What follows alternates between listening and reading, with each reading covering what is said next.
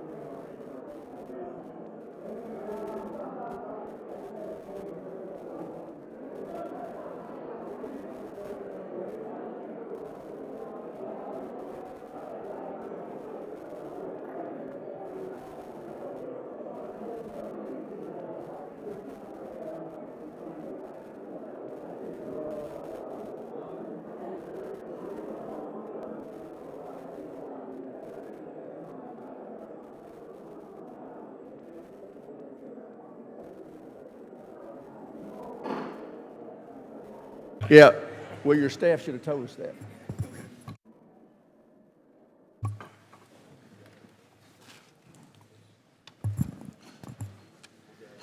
Committee will come to order. I ask unanimous consent that the chair be allowed to call recess at any time without objection so ordered. I welcome our witnesses and thank them for their service to our nation. Today we'll hear from the Department of the Navy regarding the FY26 budget request. While I appreciate the budget documents received last week, we still lack the necessary details to fully evaluate how Congress can best support our sailors and Marines and maritime nation. As a maritime nation, our naval capabilities are central to our ability to deter our adversaries, especially China. We can't do that without growing the surface and submarine fleets. But when it comes to shipbuilding, we remain woefully behind schedule and way over budget. We took the first step towards accelerating shipbuilding and rebuilding our maritime industrial base through the House-passed reconciliation bill. This once-in-a-generation legislation will invest over $34 billion to expand the size and enhance the capability of our naval fleet. It includes funds to field critically needed new capabilities like the FAXX and the unmanned vessels. These capabilities are essential to deterring China. But it also builds capacity and improves infrastructure across our public shipyards and maritime industrial base. It's not enough to fully fund and rebuild our naval strength. We need to also continue investment in the out years. We need to send a clear demand signal to the industrial base of exactly what we're buying. We also need to reform the way we buy ships. I think the problem starts with a broken requirements process. We've seen it needlessly increase delivery timelines and cost. Shipbuilding isn't the only area impacted by our flawed acquisition process either. The entire defense acquisition system is too slow, rigid, and bureaucratic to meet our needs. To maintain American deterrence, we need to equip our warfighters with what they need and when they need it. Ranking Member Smith and I have introduced legislation to reform our flawed acquisition system. This bipartisan SPEED Act will be foundational to the FY26 NDAA. It streamlines and modernizes defense acquisition, and it ensures that our acquisition process is centered on one primary objective: equipping warfighters in the quickest and most cost-effective manner possible. I look forward to working with my colleagues in the administration on this effort. I know that Secretary Phelan has spent a lot of time examining the problems with the Navy's acquisition process and shipbuilding capacity. I was happy to hear the Secretary is encouraging the use of creative teaming agreements between our traditional shipbuilders and our non-traditional defense companies to expand the nation's maritime and submarine industrial base. I commend him for taking on these complicated issues with a new perspective and innovative solutions.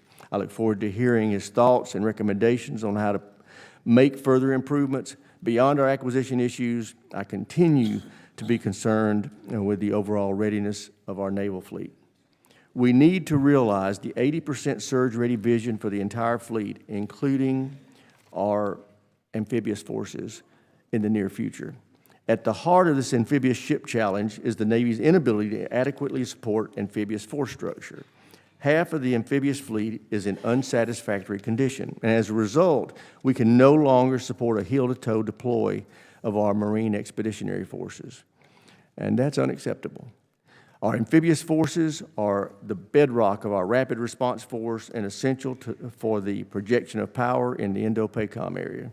We need to fix this problem as soon as possible.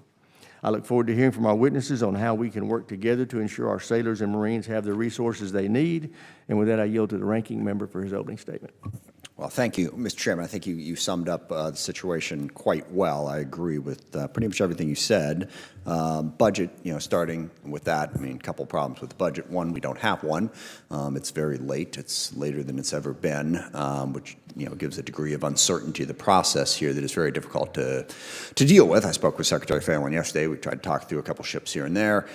We don't know what's going to be asked for and how that's going to work. That process needs to get started soon. Even when we do get the budget, budget, we still have major challenges. We have demands that far outstrip the resources that are available, which means we're gonna have to get smart about how we spend our money. A quote I've used often in this committee from Winston Churchill: "Gentlemen, we're out of money, now we're going to have to think." That is going to be really, really true going forward, no matter when that budget comes out. And the chairman correctly identified, two of the big problems. Every ship program that we have is way over budget and way behind. We're struggling through that. We have major capacity issues in terms of workforce and shipyards that we have to try to deal with. So that entire picture, very complicated, very difficult, and short of the resources that we would like to have. So we're going to be very interested in conversation today about how you intend to attack that very difficult problem, readily acknowledging that the gentleman before us here today did not create that problem. This dates back through multiple administrations and a number of years. We just need to work together to figure out how to fix it. And then the problem that the chairman identified, the readiness issue. The ships that we do have are not ready at to the pace that they should be. Some of that is a matter of retiring old ships that are no longer performing. I think there are potentially AI solutions. I've been very impressed with what the Air Force has been able to do with predictive maintenance through the use of AI to make things more, to basically figure out when it's going to break before it breaks and fix it. So we've got a lot of work to do there. I'm interested in how we can work with foreign partners, as long as we still have foreign partners who do have massive shipbuilding capacity and could potentially work with us to help deal with those issues. And then the other challenge is, what's the right mix? We've all seen from the war in Ukraine and from the rapid pace of innovation just the amazing things that autonomous systems have been able to accomplish.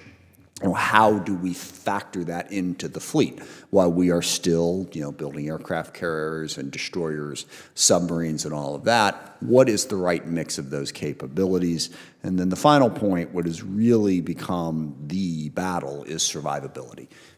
Being able to have missile defense capabilities, counter-drone capabilities, secure communications, to make sure that we can continue to communicate with our weapon systems as they're being deployed in the face of adversary efforts to disrupt that. All of that needs to come together in a coherent plan. We are clearly not there at the moment, but in the next couple of months, as the budget comes in, as we begin to work through this, those are the challenges that we're all going to have to work together to try to meet. It's not going to be easy. I don't pretend that anyone has, a simple answer or that it's any one specific person's fault. But these are major, major challenges that we're going to need to resolve if we're going to be able to meet the defense needs and the national security needs of our country. With that, I yield back. Thank you. Ranking member yields back. I'd like to now introduce our witnesses. The Honorable John Phelan, Secretary of the Navy, Admiral James Kilby, Acting Chief of Naval Operations, and General Eric Smith, Commandant of the Marine Corps. Welcome, gentlemen. Thank you for your service to our country. Secretary Phelan, we'll start with you. You're recognized for 5 minutes. Great, thank you. Chairman Rogers, Ranking Member Smith, and distinguished members of the committee, thank you for the opportunity to appear before you today alongside General Smith and Admiral Kilby. I'm grateful to President Trump for the trust he's placed in me to lead this department and serve as the 79th Secretary of the Navy. I'm also grateful to this committee for your continued support of our Navy Marine Corps team. Distinguished members of this committee, my North Star as Secretary is readiness. Before a dollar is spent on any capability, an exquisite platform, or infrastructure, I will always ask the following question: what is the impact to our readiness? And does it increase or does it add to it? If the answer is no, we will not spend that dollar. As stated to this committee before, I'm focused on 3 priority areas. First, strengthening shipbuilding in the maritime industrial base. Second, fostering adaptive, accountable, and innovative warfighter culture. Third, improving the health, welfare, and training of our people, our sailors, Marines, and their families. Since my confirmation 2.5 months ago, I've been on a listening and learning tour.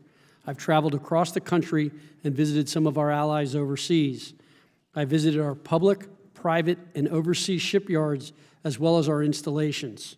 And I've met with many of our sailors, Marines, and shipyard workers. What I have learned is this: we are still the dominant naval power, but our adversaries are closing the gap at a concerning and accelerating rate. We need to make important cultural and strategic changes in order to maintain our competitive advantage.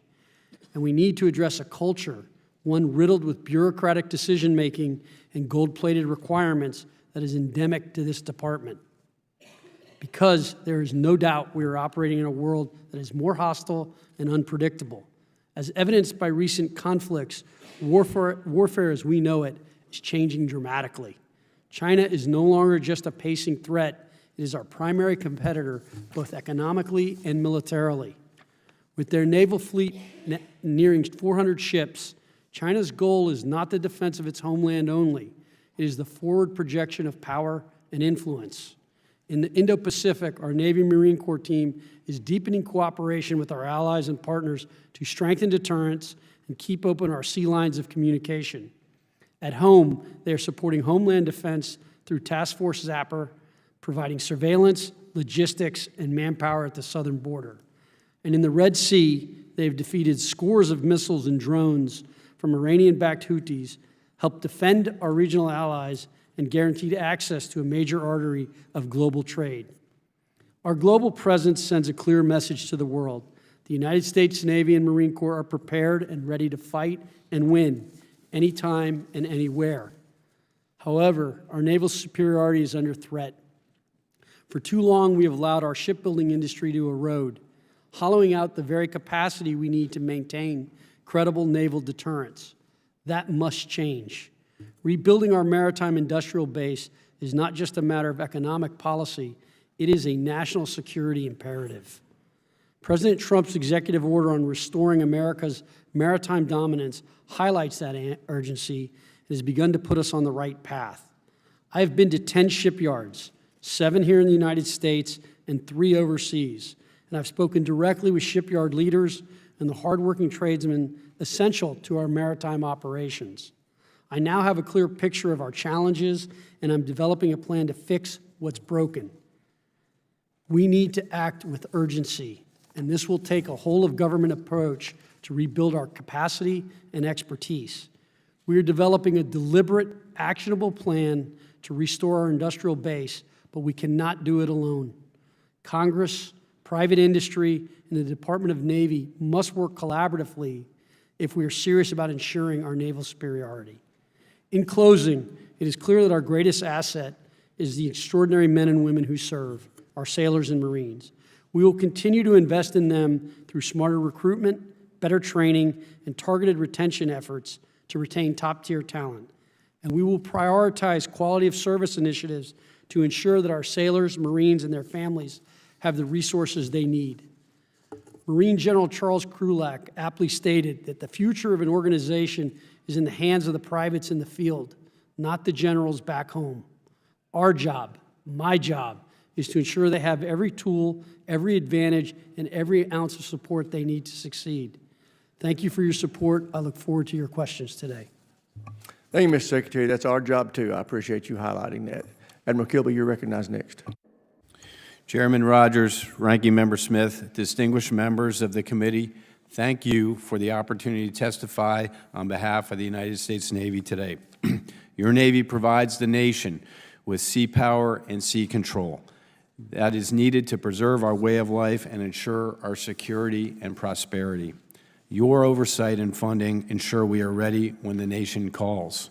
I'm pleased to testify alongside Secretary Phelan, who brings needed and unique skills and experiences to help us accelerate the work of the Navy, and alongside my partner, General Smith, the Commandant of the Marine Corps.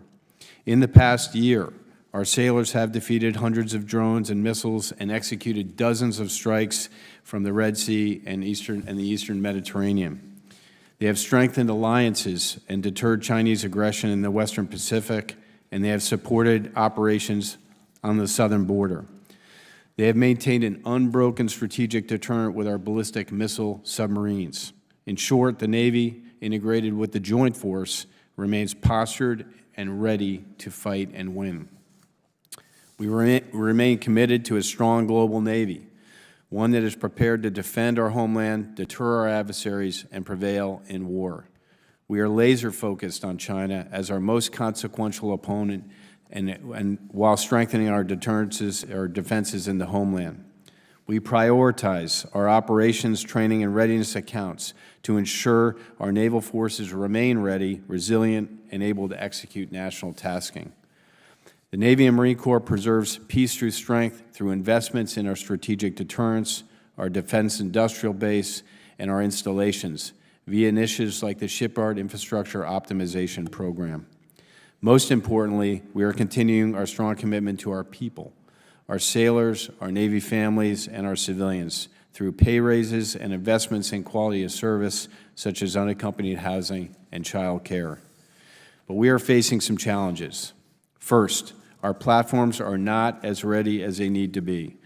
We set an ambitious goal to make 80% of our submarines, ships, and aircraft combat surge ready by 1 January 2027, and we're not there. To do that, we are reducing maintenance delays and improving manning, training, modernization, and sustainment. Secondly, the Navy has 22,950 gaps at sea. Thanks to process improvements and targeted investments, we are on plan to reduce that number significantly by the end of 2026. We are committed to attracting and developing Americans who can innovate, solve hard problems, and dominate in combat. The Navy contracted over 40,000 sailors last year, the most since 2003, and we are currently on pace to exceed that recruiting goal for 2025. Thirdly, our ordnance expenditures in the Red Sea have highlighted the strain on our munitions industrial base. The Navy is working with traditional primes and new entrants to close this gap, developing kinetic and non-kinetic weapons at speed and scale. In all of these efforts, consistent and predictable funding is foundational. We appreciate the continued support of this committee. In closing, I'm proud of our Navy's accomplishments in the past year, and I'm excited about the growing consensus that is powering our maritime rejuvenation. This whole-of-government and whole-of-nation approach is essential to our security and prosperity. We have work to do to ensure that we remain the most powerful Navy in the world for the next 250 years. Your leadership and support are critical in achieving this imperative. On behalf of the sailors and civilians and families around the world, thank you. I look forward to your questions. Thank you, Admiral. General Smith, you're recognized. Good afternoon, Chairman Rogers, Ranking Member Smith, ladies and gentlemen. I'm honored to appear before you today alongside Secretary Phelan and Admiral Kilby, my shipmate, to represent your Marine Corps. I'm going to keep my comments short so I can answer your questions. First, I'd like to start by sharing the Marine Corps' top 3 priorities. First is restoring a 3.0 amphibious ready group Marine Expeditionary Unit presence. This simply means 1 amphibious ready group constantly deployed off the East Coast, 1 constantly deployed off the West Coast to cover down on the totality of the Pacific, and 1 episodically deployed out of Okinawa, Japan, our FDNF, our forward deployed naval force. The amphibious ready group with the Marine Expeditionary Unit embarked is the most versatile tool in our nation's inventory. It is truly the Swiss Army knife of the joint force. We're working closely with our Navy partners to maximize this capability. My second priority is accelerating force design. Force design is our journey to adapt to the changing character of war. The nature of war remains constant, but the character changes. We're in the implementation phase now. We're fielding new capabilities and reshaping formations across the force, from our Marine Expeditionary Units and Marine Littoral Regiments to our Marine Expeditionary Forces. And finally, improving quality of life. Every Marine deserves a clean, safe place to lay their head down at night. Barracks 2030 is how we're getting after this. This is our most consequential housing investment in history. It is a quality of life issue that goes beyond our barracks. We're also investing in the well-being of Marine families, because you recruit the Marine, but you retain the family. And retaining our Marines means supporting those who stand beside them. I'll close with this. Your Marines remain the most ready when the nation is least ready. That's our mantra. A forward-postured force, trained for combat, and built to deliver flexible, lethal options anytime, anywhere. Thank you again for your trust and support, and I look forward to your questions.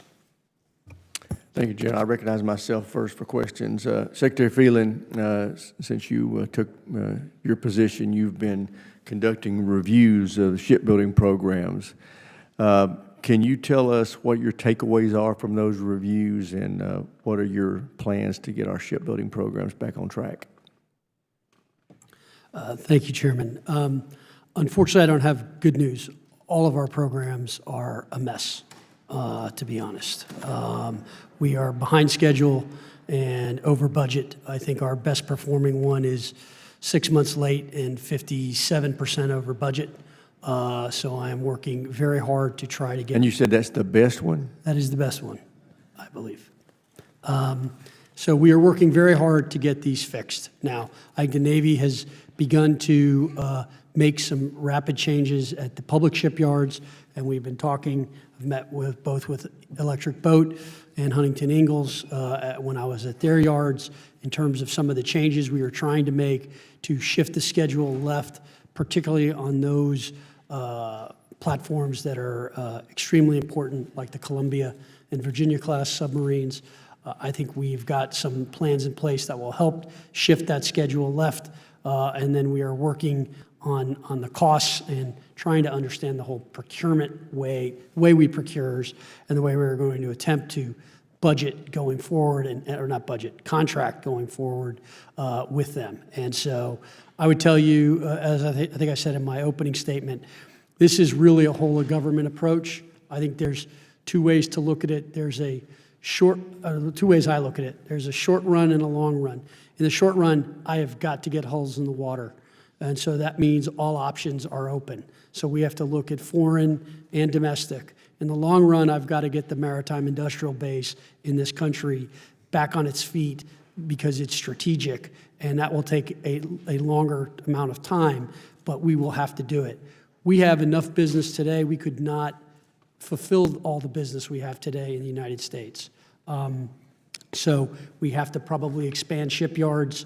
We probably need to open new shipyards as well. And expand on that. How can we help you do that? And how would that functionally work? So I think we're still in the early stages of putting these thoughts together. I think it will it's obviously going to require capital. It's going to require not having 5-year environmental studies and huge bureaucracy to get things done. We will need to move with speed. And I think, I look forward, once we have that plan, to working with this committee and coming to you with some real specifics around it. But, I feel like I'm in a perpetual game of whack-a-mole whenever I kind of unveil something or look at some new program. Right now, I've been very focused on the subs because it is critical and we need to get that done. And we just recently did the Virginia contract. We've got another big contract coming up, which we need to deal with. I'm just kind of step by step going through. Now I got to deal with carriers, then I'll deal with DDGs. And we will just go step by step through each one of these and try to get that done and figure out, diagnose the problems and get them done. But I also would say to you, look, we've got a work shortage. We've got to get more workers. I think the wage package we put together in Groton and Quonset was a good step forward on the Virginia contracts, and I thank this committee for that. I think that we need to get much more efficient, much better. When I was in Korea, I got in a DDG that's 10% bigger than ours, a very good ship, third of the cost, and built in 3 years. Well, you've painted a very bleak picture, and the truth is we need accurate. If it's ugly, we need to know it's ugly.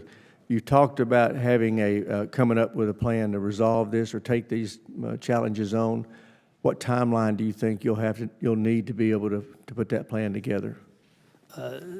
So I'm on day 72 of the job. I am pushing very, very hard to try to have something done in the next 30 to 60 days with a kind of complete kind of idea of where I'm at. It just really depends what else happens and what pops, but I'm working very hard. And again, it's just methodically. I had to go see the shipyards. I had to go see the programs. Now, look, Well, we just need you to get us information as soon as possible. You know, we're going to try to do the NDA in mid-July. If you want us to help you with that product, you need to try to get us something by then. I yield to the ranking member. Thanks.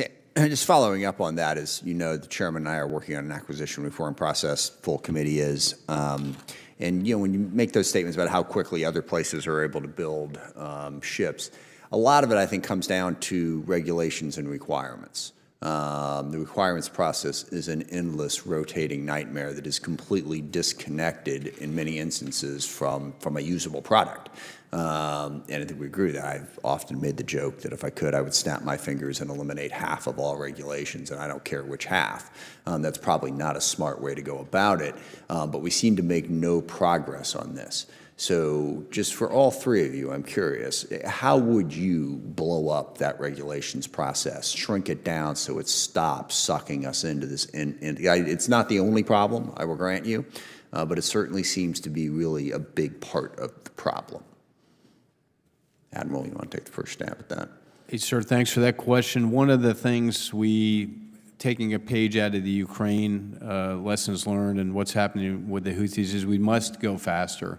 So I think abandoning the idea that we have to have an approved program of record before we proceed is something we have to consider for capabilities like unmanned to get them out faster. So we were working on a legislative that came out for a rapid capabilities office in NavAir, and I asked for that to include the entire Navy.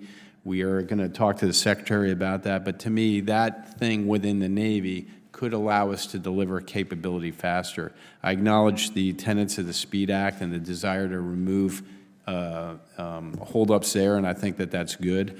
My sense is we're going to need some rigidity to make our traditional platforms, some consistency that allows you to fund and develop things and have confidence in the program, and at the same time, some flexibility to develop unmanned things that we're not wedded to. So we are doing that with PAC Fleet and supporting them, trying to get them a capability by 1 January 2027 for a missionary we call non-traditional sea denial, which is largely unmanned. I think that is a good foreshadow of where we need to go.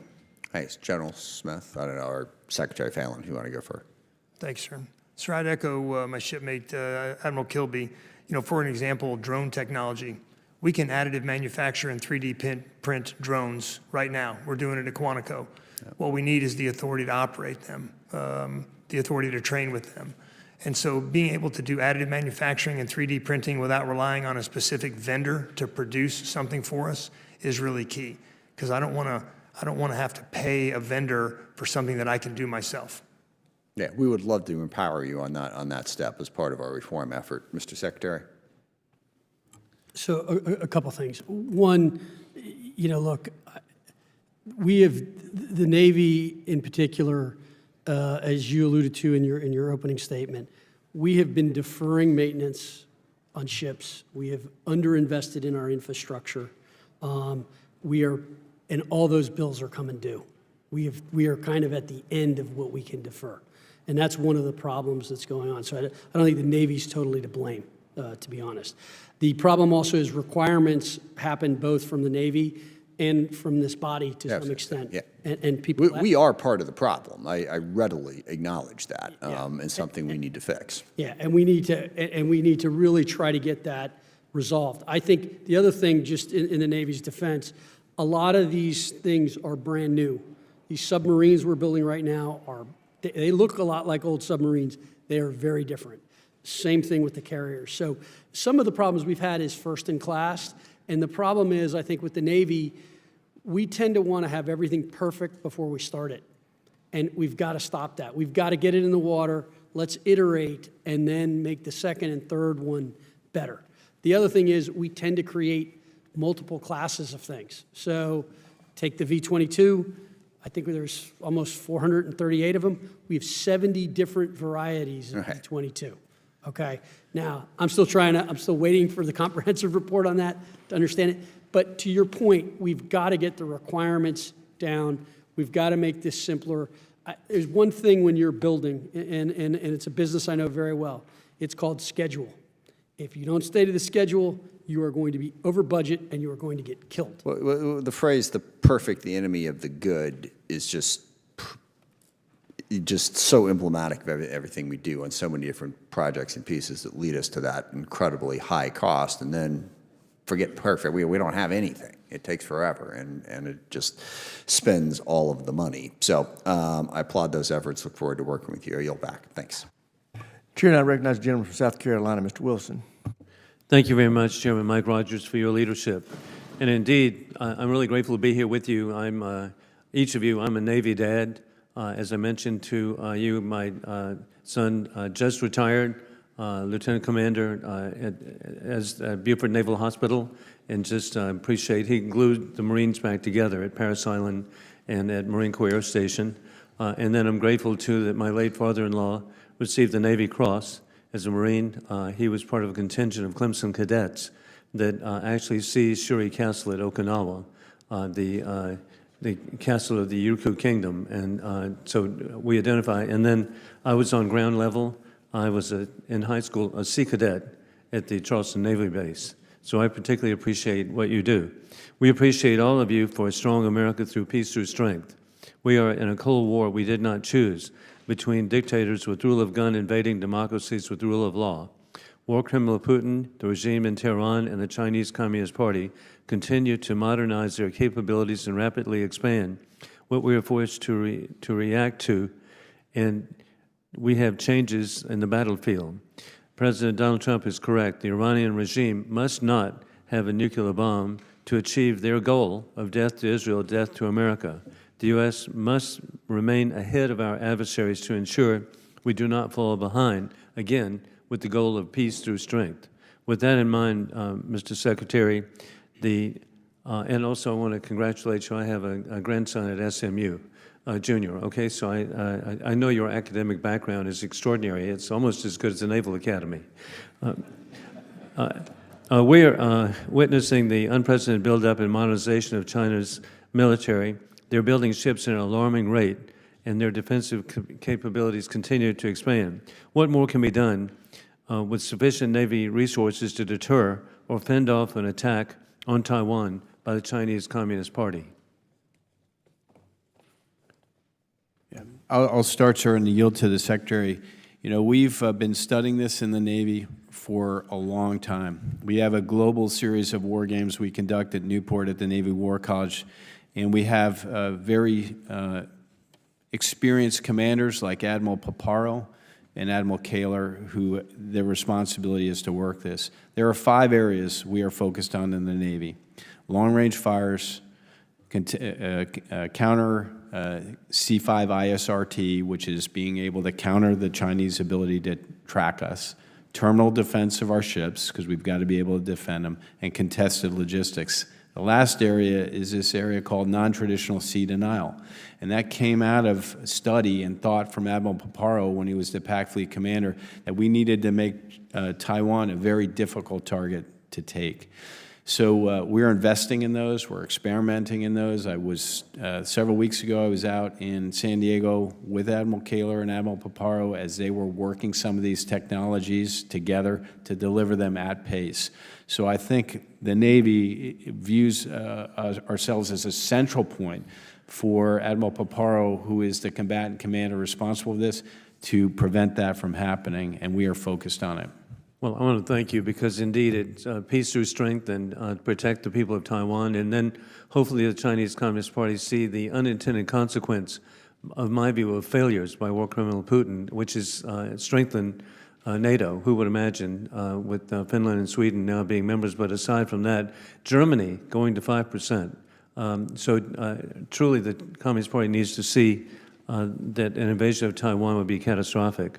And then, General Smith, in your testimony, you mentioned the lessons learned from war criminals Putin's unprovoked invasion of Ukraine. And, for example, with the UAVs, how is the Marine Corps preparing? Congressman, thanks for that. What we know is if you can be sensed, you can be targeted, and if you can be targeted, you can be killed. So first, you have to have a lower signature going in. You have to mimic or be able to cancel out your own signature to hide in plain sight. And that's something that we're working on very, very hard. You also have to be able to protect yourself against drone technology. So our counter-drone technology, basically our MRIC, our medium-range intercept capability, other counter-drone technologies that we're working on, that is key to being able to protect our Marines on the ground, wherever they may be in the Pacific or be it in the EUCOM AOR. Thank you all for your great service. And 1.2, at Parris Island, I was there, and to see young people talking to their family members saying, I'm the slug and human debris you sent here. You changed personnel very well. Thank you. Chair, and I recognize the gentleman from Connecticut, Mr. Courtney. Thank you, Mr. Chairman, and thank you again to all three witnesses for your testimony this morning. Secretary Phelan, I want to publicly thank you for releasing the wage improvement funds for submarine workers that Congress authorized and funded last December. Those funds, which were released on April 30th, made a critical difference to settle the Marine draftsmen's contract impasse, as well as boost the wage rates of metal trades workers in southern New England by 30% over a 5-year span. This wage increase for our shipbuilders is going to create the separation in terms of the labor market to make sure that these jobs bring in new hires as well as retain workers, which again, Admiral Rucker did some amazing work in terms of analyzing that issue last year. And again, the timing of your decision, as I said, made a critical difference. I also want to point to your testimony, pages 13 and 14, where you gave very vigorous support for AUKUS. And echoed actually Admiral Paparo when he testified here a few weeks ago about, again, the advantages to the U.S. In terms of AUKUS.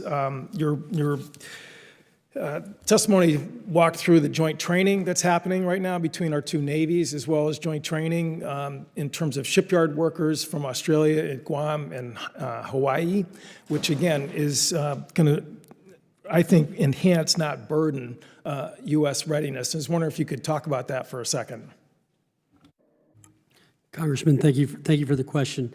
Yeah, look, submarines are our critical asymmetric advantage, and obviously Australia and the United Kingdom are our closest allies, and in particularly in the undersea domain.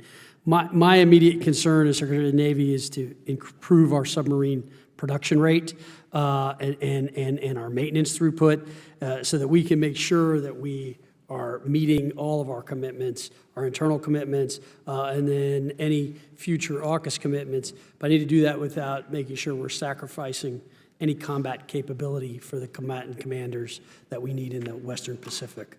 Having said that, I mean, I think that as you and I discussed when you were in Groton, again, there were 2 delivered last year, New Jersey and Iowa. There are going to be 2 delivered this year, Massachusetts and Idaho, and there'll be 2 delivered the following year, Arkansas and Utah. Again, but as your testimony stated, you know, really the advantages of AUKUS, which Admiral Paparo emphatically stated also, is that it actually enhances our position in the Indo-Pacific, creating an Indian Ocean rotation out of Perth. Again, as well as getting deeper collaboration, which is critical to the Indo-Pacific. So again, I would encourage you, again, to sort of continue, obviously, working with Congress. We authorized the AUKUS powers in 2023. There's strong interest, bipartisan interest on this committee. And again, I think the investment by Australia of $500 million into our industrial base, which we had to pass a law to allow that to actually happen, again, shows that this is clearly a bilateral commitment between the 2 countries. Admiral Kilby, you, again, walked through the combat surge readiness for the different parts of the Navy. As far as submarines, which, again, is part of the inventory question that the Secretary was mentioning as far as AUKUS is concerned, the number is 72%. It's not where we want it to be. We want it to be at 80%. But I remember well when Admiral Houston took over at Naval Reactors in January 2024, it was at 60%. So clearly the public yards like Portsmouth and others are really stepping up their game, and we're seeing that number move in the right direction. Isn't that correct? It is, sir, but I'm not satisfied. I think there's work to be done here. I don't mean to be, a negative about it, but I am focused on 80%, and you have to have an audacious goal to change people's behavior. And so my belief is we've got some efficiencies we can get at. I think there's some focus we can apply to both submarines and aircraft carrier production and workers, and we can really empower that worker and take barriers away, the same barriers that we talked about. But I just remind you, this committee, was ahead of the curve in terms of getting SIOP money so that these public yards can finally belatedly, get the capacity to get those boats moving out. And it's happening in real time, as anyone visits Portsmouth can see vividly. And again, we all want to be at 80%. The point is that the trend is certainly heading in the right direction compared to where it was really just a year and a half ago. Sir, I'm in a violent agreement with you, and I'm still on the case. Okay. We have 17 boats that are in some kind of availability, and my target's 10. Thank you. I yield back. Chair now recognizes the gentleman from Virginia, Mr. Whitman. Thank you, Mr. Chairman. I'd like to thank our witnesses today, Admiral Kilby, Secretary Phelan, General Smith. Thanks again. Thanks for the incredible job you're doing. Gentlemen, I want to begin with submarines. We had a hearing last week with leadership in the Navy. I was assured that we would not repeat the budget request from FY25. We only requested one Virginia-class submarine. I look forward to a request coming over this year that will, at the minimum, request two. We know where we are. Mr. Courtney pointed out where we are as far as A-sub-O, operational availability of submarines. I still want to get a perspective on where we are with the number of submarines. Admiral Kilby, is the requirement still 66 attack submarines? It is, sir. Are we anywhere close to that at this point? We are not. Do we still have the plan to recondition some 688s to repower them to help us get closer to that number? Yes, sir, we do. Secretary Phelan, I know that you've talked a lot about the importance of submarines. It is the one significant strategic advantage that we have over the Chinese, and we know to the AUKUS agreement it's incredibly important. Will you commit to work with Congress to make sure that we are getting as quickly as we can to producing 2 Virginia-class a year, 1 Columbia-class per year, with the goal of producing 2.3 Virginia-class submarines per year in order to meet not only our requirement, but also the requirement we've committed to under AUKUS? Congressman, thanks for the question. I know it's important to you. Obviously, our submarine Well, it's production- important to the nation, too, That's so correct. not just to me. I understand. Look, our submarines, as I said, are critical. That's why it's the first yard I went to and where I spent the most time. We are committed to getting to our production rates up to getting us what we need. So, yes, you have that commitment. Let me jump over, Secretary, to carrier production, another important part of that. We know the span of platforms is going to be key. I want to make sure that we are all here on the same page as far as the importance of a long lead time material purchase, especially for things like CVN 82. I've been assured that we are on track to be able to do that. This year, I think, needs to be that first step in that direction. And we know when we bought 2 carriers at a time, when we bought 80 and 81, we know how much money we saved in doing that. We know what it does to provide certainty to the industrial base. We know that we have to do the same, I believe, with CVN 82 and 83. Will you commit to working with this committee to make sure we keep our aircraft carrier production on track with the same efficiency and scheduling that we've been able to achieve with CVN 80 and 81, as we will, hopefully, with the path for CVN 82 and 83? Congressman, thanks for the question. Look, carrier strike is a cornerstone to our naval power, and it's necessary for the current and all future fights. I would say that what we are doing right now, and we do have some issues with 80 and 81 that we are working on as we speak to try to make sure that the schedule is on time. We are looking at the entire force and trying to understand manned, unmanned, both in air, sea, and undersea, and what is the right balance and what is the right way to kind of have that work. And so we continue to look at that. As I will say to you, the carriers are quite important to the force and force structure, and we are. I look forward to working with you as that posture review gets done. Thank you, Admiral Kilby. I want to now focus on amphibs. We know that Congress has been very laser focused on that by setting a floor of 31 operational amphibs, also making sure we have a maintenance plan that allows us to achieve a persistent 3.0 ARG-MU presence. We've known in the last 3 requests in AFRICOM, we haven't been able to meet the crisis response request that's come out with our amphibs. In the Navy's latest update, in the update it states 3.0 ARG-MU presence is not a requirement. That's pretty interesting when Congress says that the 31 floor is a requirement and that we require a maintenance plan to achieve 3.0. Why does the Navy characterize the 3.0 ARG-MU presence as optional? I don't mean it to characterize it as optional. I want to maximize the availability of our amphibious ships, and I've done poorly in that, particularly in WASP and Boxer deployments. So I'm committed to getting our amphibious maintenance done on time so the Marines can embark and we can deploy as scheduled for the global force management process. Our shipbuilding numbers, as you know, come from force structure assessments which are derived in our shipbuilding plan. And the shipbuilding plan that we have maintained has been 31. My estimate is I need the 46 amphibious ships. Gentleman's time to expired. get Chair now 3.0. recognizes Gentleman from California, Mr. Garamendi. Thank you, Mr. Chairman.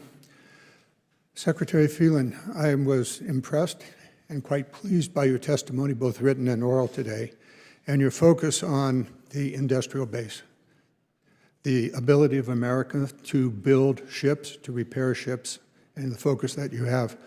I was hoping that my colleague, Mr. Kelly, would be here as I spoke and bring to your attention the SHIPS Act, which is the implementation of the President's executive order about about our industrial base, military industrial base, and the maritime industrial base. I look forward to working with you on the implementation of that. There are multiple ways in which that will have to be carried out, but the essence of the SHIPS Act is to rebuild our commercial maritime base, and in doing so, enhance the ability of the naval shipbuilding to be done. So we got a lot of work out ahead of us. I would ask for your support and any ideas and suggestions you have about the SHIPS Act. We expect to move it this year. Maybe we'll get it done, but it does have bipartisan and bicameral support. So with that having been said, one of the challenges that the SHIPS Act will address is the contested logistics challenge.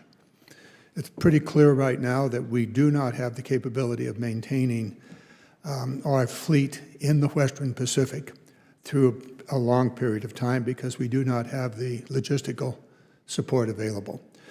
To achieve that, the SHIPS Act goes a long way, but there's another piece to it, and that is the use of the Jones Act fleet as an opportunity to provide the necessary logistical maritime support. We are moving this along. We would look at the Jones Act fleet and develop a program in which some of those ships, for example, tankers and roll-on, roll-offs, would be built to military specifications. Going to have to put a little bit of DOD money into it to achieve that, but then those ships would be available like the aircraft in the CRAFT program. So I draw your attention to that as a solution to meet the necessary logistical support, not only in the Pacific, but also in other parts of the world. Now, are you willing to work with us on these two areas? First of all, the SHIPS Act and the implementation of the executive order, and finally, the use of the Jones Act fleet as a backstop for the logistic support that the Navy will need. Thank you, Congressman, for the question, and I know it's an issue important to you and that you spent time on. Look, I think the SHIPS Act has a lot of great aspects to it, and we have given some of our comments in on it, so I think it is critical to helping us with the maritime industrial base. In terms of commercial shipbuilding and military shipbuilding, it is something the Chinese do very, very well. And we need to start thinking about that more and more in terms of how we modify commercial ships and with military issues in mind. So it is something we are spending time on and looking at and trying to get better ideas of how to do it. Because I think, as Admiral Paparo likes to say, it's how many holes in the ground can you get? And we are trying to make sure we can optimize that. And if a conflict does take place, commercial and logistic ships will be very, very important to that effort. There's an example next to you with the Marine Corps, who have found that some of the offshore support vessels for the petroleum industry can be modified and used immediately by the Marine Corps. I'll let that stay there. Admiral Kilby, you knew I was going to go here, and that has to do with that how do we make sure that the ships that are supposed to be going into availability are prepared for that availability, that the status, the capability of the ships are known before they even arrive at the repair facility. I'll just use one brief example, recognizing where we are in time. But USS America is going to go in availability. She has 191 open and inspect actions that were originally planned for the availability. We've pulled that left and are working with the fleet commander to do those open inspects early so we can properly inform the package. Gentleman's time's expired. Chair, and I recognize the gentleman from Texas, Dr. Jackson. Thank you, Mr. Chairman, and thank you to our witnesses for being here today. Really appreciate your time. Earlier this year, the U.S. Navy announced the future Bethesda-class expeditionary medical ship will be named the USNS Portsmouth. This modernized vessel will deliver life-saving capabilities, sailing faster than both the Mercy and the Comfort, while providing world-class forward-deployed medical care wherever needed. Admiral Kilby, would you describe how these advanced medical vessels are essential to Navy Medical Corps' ability to deliver care in the time of conflict, and how this ship will factor into the distributed maritime operations concept? Yes, sir. Thanks for the question. I've been involved with this effort for some number of years, really excited about the medical community running at this and working to get involved in the requirements process, and they worked faster than most. This vessel is a Roll 2 care vessel, so realizing we have 2 hospital ships, we wanted to increase the density of our ships to be able to respond to massive casualties. So we're really good at medevacs of 1, 2, 3 sailors. We said, what if we have 50 sailors in the water? How do we respond to that? And this ship is a response to that action. So it really gets at the contested logistics problem, and we need to continue to work for solutions like that. But I'm optimistic about this ship and what it will do for us, sir. Yes, sir. Thank you. I appreciate that. I know there's some challenges, especially this year with the budget, with the shipbuilding capacity, but I do think it's important, like you do as well, and I think especially when you're looking at the Indo-PACOM theater, it's critical. With the continually emerging threats in Indo-PACOM, we must possess unmanned undersea capabilities that meet the growing need for submerged operational awareness and payload delivery. Growth in the private market is generating new solutions in commercial undersea technology while reducing procurement and operational costs for the military. Secretary Phelan, how is the Navy looking to leverage commercially available unmanned underwater vehicles to meet emerging mission needs and capability gaps? And what can be done to accelerate the fielding of these platforms across the fleet? Congressman, good to see you. Thanks for the question. Look, we are testing a number of different unmanned platforms, but in the air, on the water, and under the sea.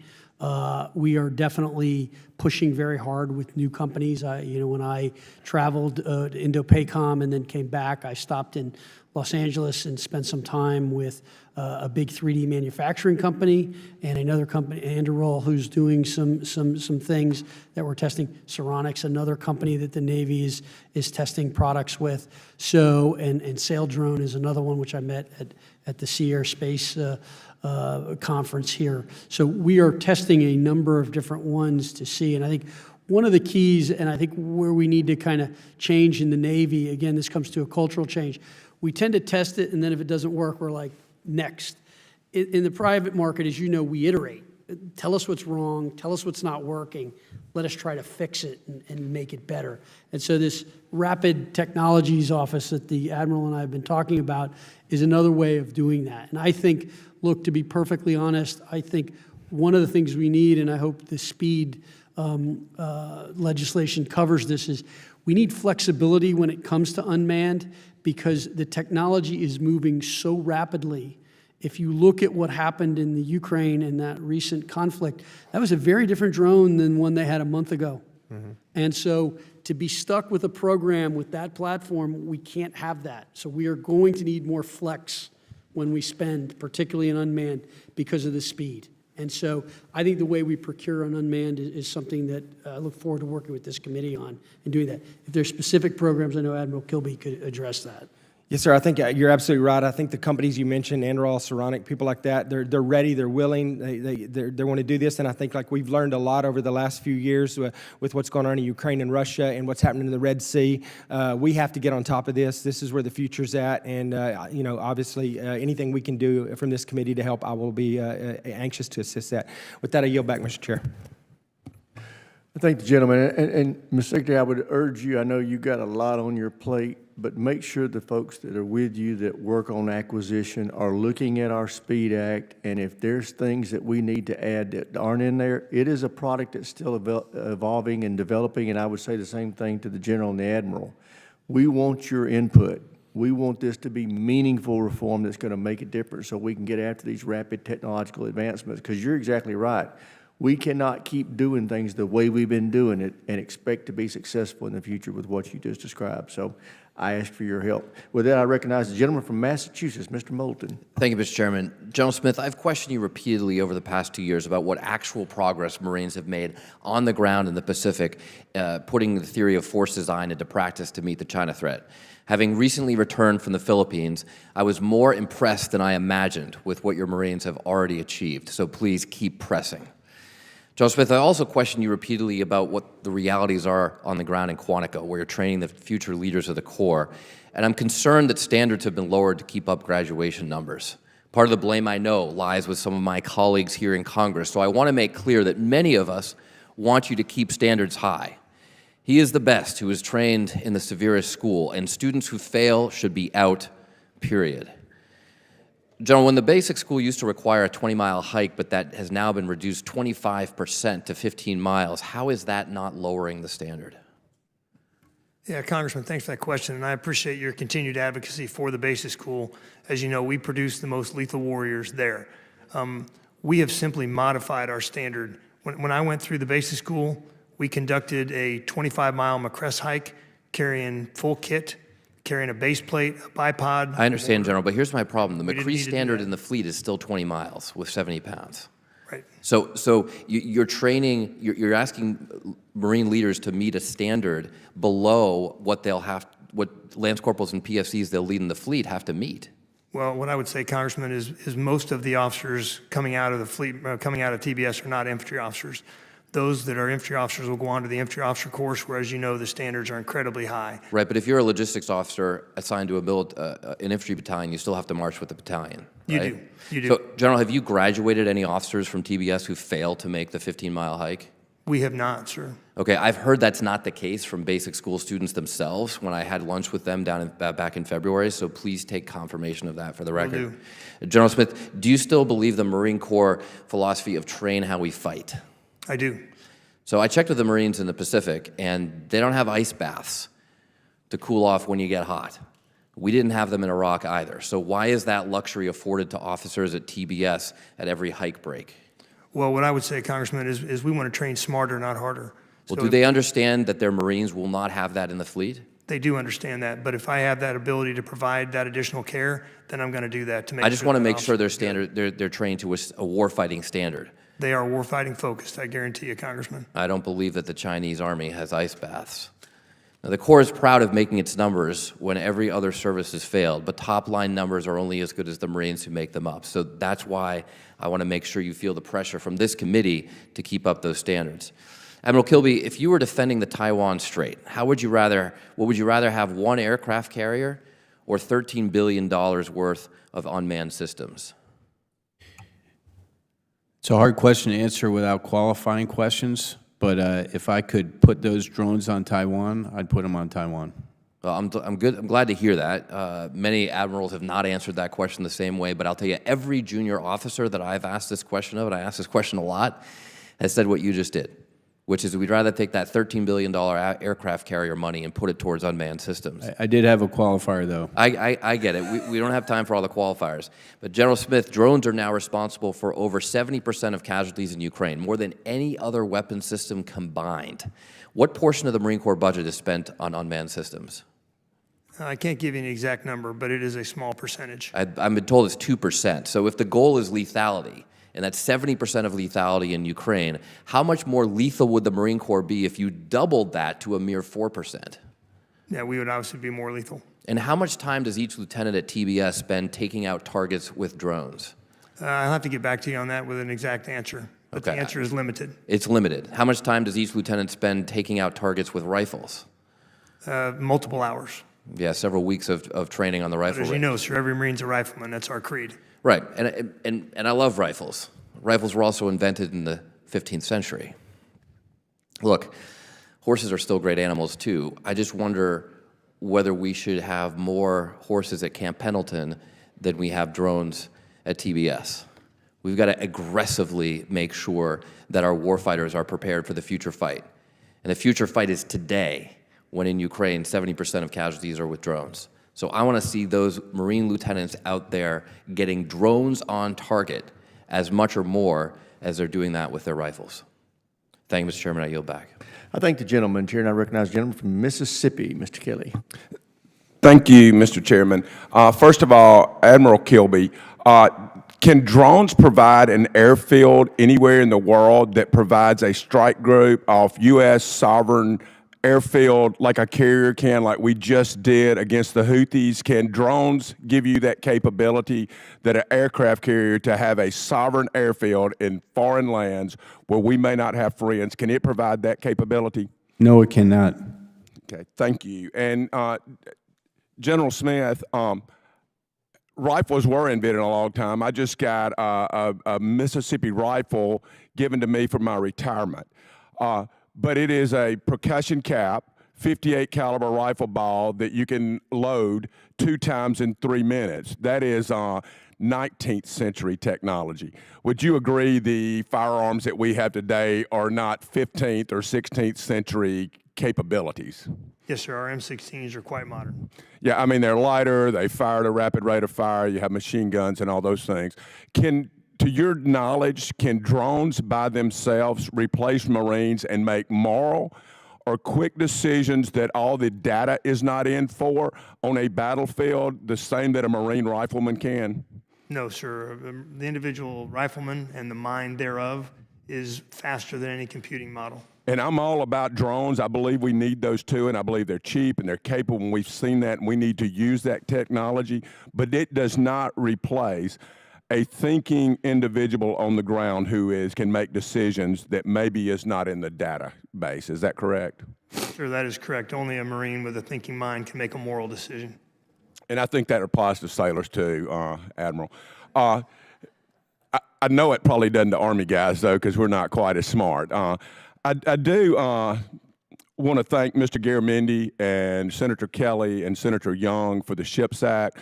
Secretary Phelan, I met in your office, and I appreciate that. I appreciate the fresh business side that you're bringing to our shipbuilding industry and to our maritime industry as a whole. I hope that we will continue on that path to look ways to more rapidly build ships, to use automated technology or unmanned systems to replace people where we can. I don't think that means replacing all people. But what other ideas do you have to increase the ability other than, and all three of y'all, we have to get a consistent demand signal from the Navy and the Marine Corps of what we need. And the Marine Corps is pretty good. I know how many amphibs you need and LSVs. But we need to be consistent with industry because they cannot continue to adjust. When we say, oh, we want 4 destroyers, no, we just really want 0. No, we want 1. We've got to be consistent. Are y'all committed to give us a consistent demand of what ships we need built?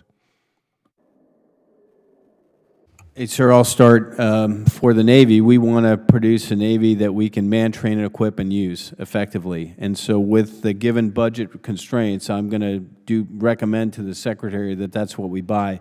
to the extent I can do that with consistency, I exactly and agree with you wholeheartedly. And I understand the impact and the demand signal on industry, but I feel a commitment to the Secretary to make sure we're manned, trained, and equipped. Those are the readiness accounts, and the Secretary referred to that I want to make sure are solvent so we can employ the Navy the way we want to do. So there's a little bit of a push-pull there. I'm not trying to be cute with you. I am trying to say we need a bigger Navy, and it needs to be manned, trained, and equipped to do what it needs to do. And with that, I know we've spoken at length about this, so I won't delay that. Tell me, though, I think Congressman Moulton had a great point on where we do need to replace men and women with machines, especially in hostile environments. In what way can we use USVs or all the unmanned systems, whether subsurface, on the surface, or drones in the air? In what ways can we use those to complement our Marines and Navy across the world? What plans do we have to use as many unmanned systems as we can? Well, I'll start with that. I answered that question. It's non-traditional sea denial, specifically focused for Admiral Paparo and Admiral Kaler in the near term. But they don't replace the legacy platforms we need. It's a combination. And we need to work with the Secretary on a vision for a hybrid fleet, which has both of those moving forward, but I'll yield to the Commandant. Yes, sir. We're exercising and practicing with some big wing drones, our MQ-9s, our other drone technologies, but they are complementary of the manned fleet. They're complementary of our F-35s. They're a loyal wingman. They don't replace a manned aircraft. I yield back, Mr. Chairman. Yeah, before we move on from this, Mr. Kelly was asking an important question, and I've stated in here repeatedly, and I can't emphasize this enough, budget can't drive policy. Policy has to drive budget. When General Kelly asks you about the numbers you need to tell us what the numbers you need to meet the threat. And if the budget will only allow you to achieve part of that number, then tell us that and put the balance in your unfunded requirements list. It is our job to find you the money. It is your job to define what you need to meet the threat. And I just really am frustrated by the fact that presidents, both parties, give us budgets that show us what they would like to do, that it just informs us. It does not limit us. I know it limits you, but we still need you to tell us what you need. And I think that's what General Kelly was getting after in that question. So that understand there's what's in the budget request, and then there's the UFR list. We look at that UFR list as being the balance of what you said you need. So I'm sorry to take that time, but I do want to drive that point home. Thank you. And with that, I'll recognize the gentleman from Massachusetts, Mr. Keating. I would like you to just, if you could, comment on another area of concern and competition that we have with China and with Russia in particular. And we have the opportunity to work more with our allies, particularly our European allies in this respect. And that's what's happening in the Arctic. You know, there's other programs outside the Navy, national science programs that have been cut that deal with, for instance, issues. The Office of Polar Programs is one, but they're dealing with a lot of the research issues that are necessary a component to us being competitive in these areas. So I want to ask, has the Navy undertaken those things that are, is it duplicative? Is the Navy getting that kind of research that it needs in the Arctic areas? What are we doing? How are we cooperating with our allies in this regard? And what competition do we have? I know it's an area more and more that we must stay competitive with. So I don't know which of you would like to address that. Secretary, if I could, I'll start and yield to you.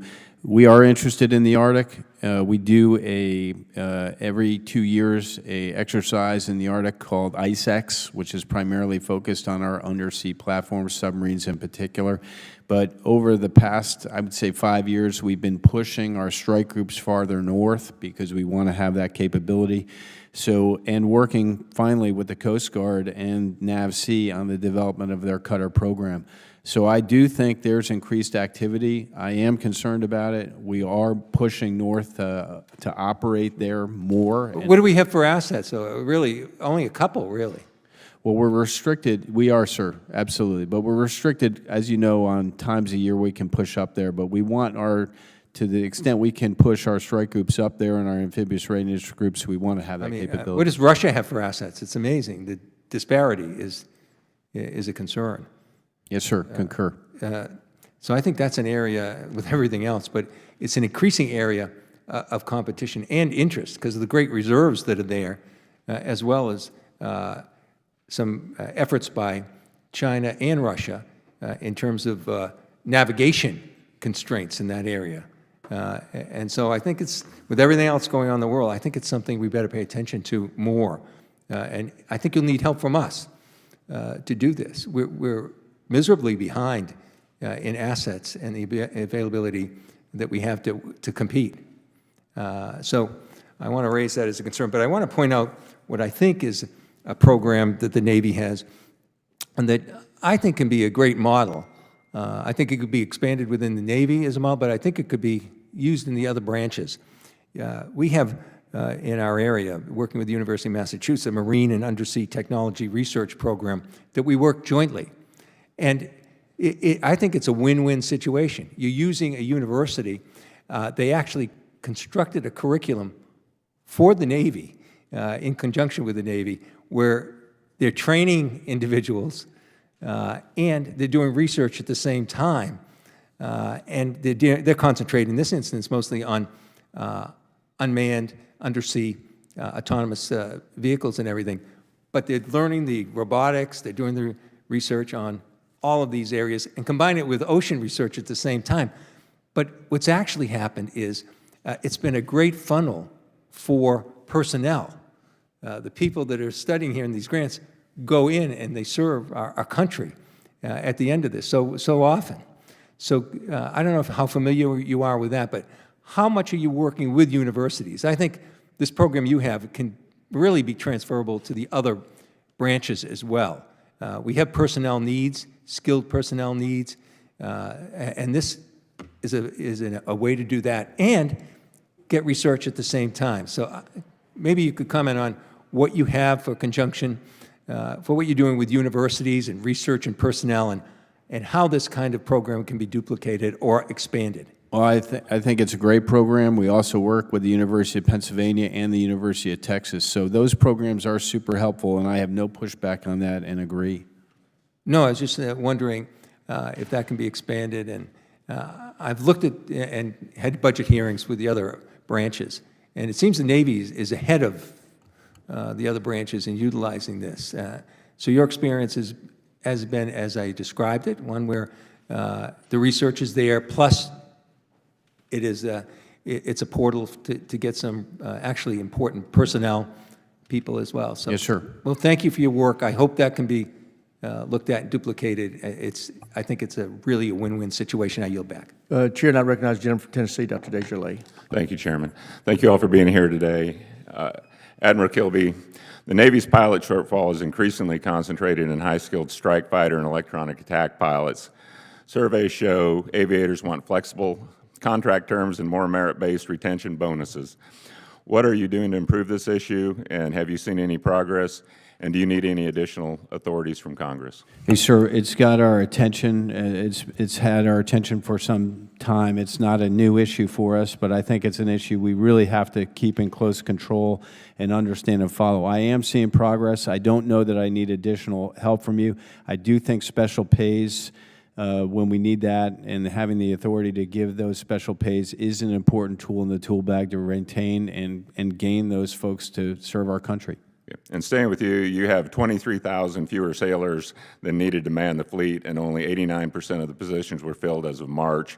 Are you concerned at all with this readiness issue, and what is the Navy doing, not just to recruit, but to restructure how we think about crew models, contractor support, and training pipelines? Well, I'll try to be brief here, sir. I am concerned about it. It's my number 2 concern behind shipbuilding and ship repair. I am optimistic in where we are with recruiting this year and where we frankly turned around since the mid of 2024. We saw a change in behavior in our structure, and we put a lot of emphasis on it to get after it. And we're in a reasonably good place. But to your point, 22,950 gaps at sea is a big deal. I think we'll be in a better place at the end of this year. I don't want to go back in the wrong direction of the history, though, where we reduce crew manning and we increase load on the crew. So we've made an adjustment over the last several years where we added 15,000 billets at sea so we can properly man the ships to do the work we have. So I don't want to back off that, and I want to manage it and recruit to make the Navy do what the nation needs it to do. When you talk to sailors or squadron commanders, what are they telling you they need most? Well, we're really hurting at the apprentice level now. Those are where the majority of our gaps at sea are. So it takes 9 months to get a recruit through boot camp and to a ship with no additional training. And we're just seeing a turn in that. When I testified, I think 2 months ago, I said the gaps at sea were 23,200.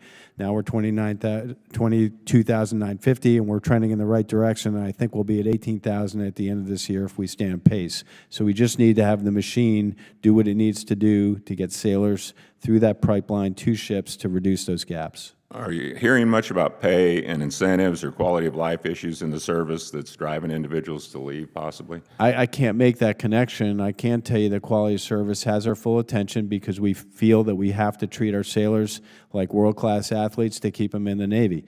So the Secretary's focused on barracks, I'm focused on barracks. I'm focused on Wi-Fi. I'm focused on paying people on time. I'm focused on creating an experience for them where they feel valued and do not want to leave. Okay. Shifting to conventional prompt strike, Secretary Phelan and Admiral Kilby, you can chime in too. Could you all provide an update on the conventional prompt strike, and from your perspective, what could Congress provide to help get this capability to cross the finish line without cutting corners or overloading the industrial base? Yeah, I'll start. We've had a couple of challenging tests with the Army. We just had a recently successful test. I'm optimistic about the program. We need the program. It has a place in our, there's a hole in our munitions skill set, you know, below nuclear, where I think this is a critical capability for us, and we'll first field on the Zumwalt-class destroyers and then ultimately on submarines, so I'm completely behind it. Okay. Secretary, do you have anything to add? No, I agree with everything you said. Okay, I imagine one of the hardest parts about standing up a program like CPS is navigating the tension between urgency and risk tolerance. At this stage, what's the biggest challenge you're wrestling with internally, whether technical, cultural, or bureaucratically? What would make the biggest difference from our side of the house? I will have to take that question for the record and get with Vice Admiral Wolf. I'm tracking it with him, and I don't know of a specific thing to give you, but I'll take the question for the record and come back to you, sir. Fair enough. Thank you, gentlemen. I yield back. Chair, now recognize the gentlelady from Pennsylvania, Ms. Houlihan. Thank you, Mr. Chair, and thank you very much for your testimony, gentlemen.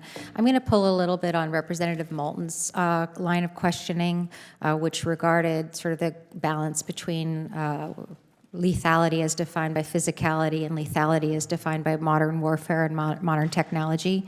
We all recognize, and I've been supportive of the fact that physical endurance and combat readiness are foundational to the military, and that people should adhere to the standards that we have formed for them, regardless of who they are. Today's battlefield, however, increasingly requires new forms of expertise that Mr. Moulton mentioned a few of, including cyber operations and drone piloting and advanced data analysis. So the traditional view of lethality has certainly evolved. That traditional view of being physical strength and kinetic capability has to expand, in my opinion, to include technological proficiency and cognitive dominance as well.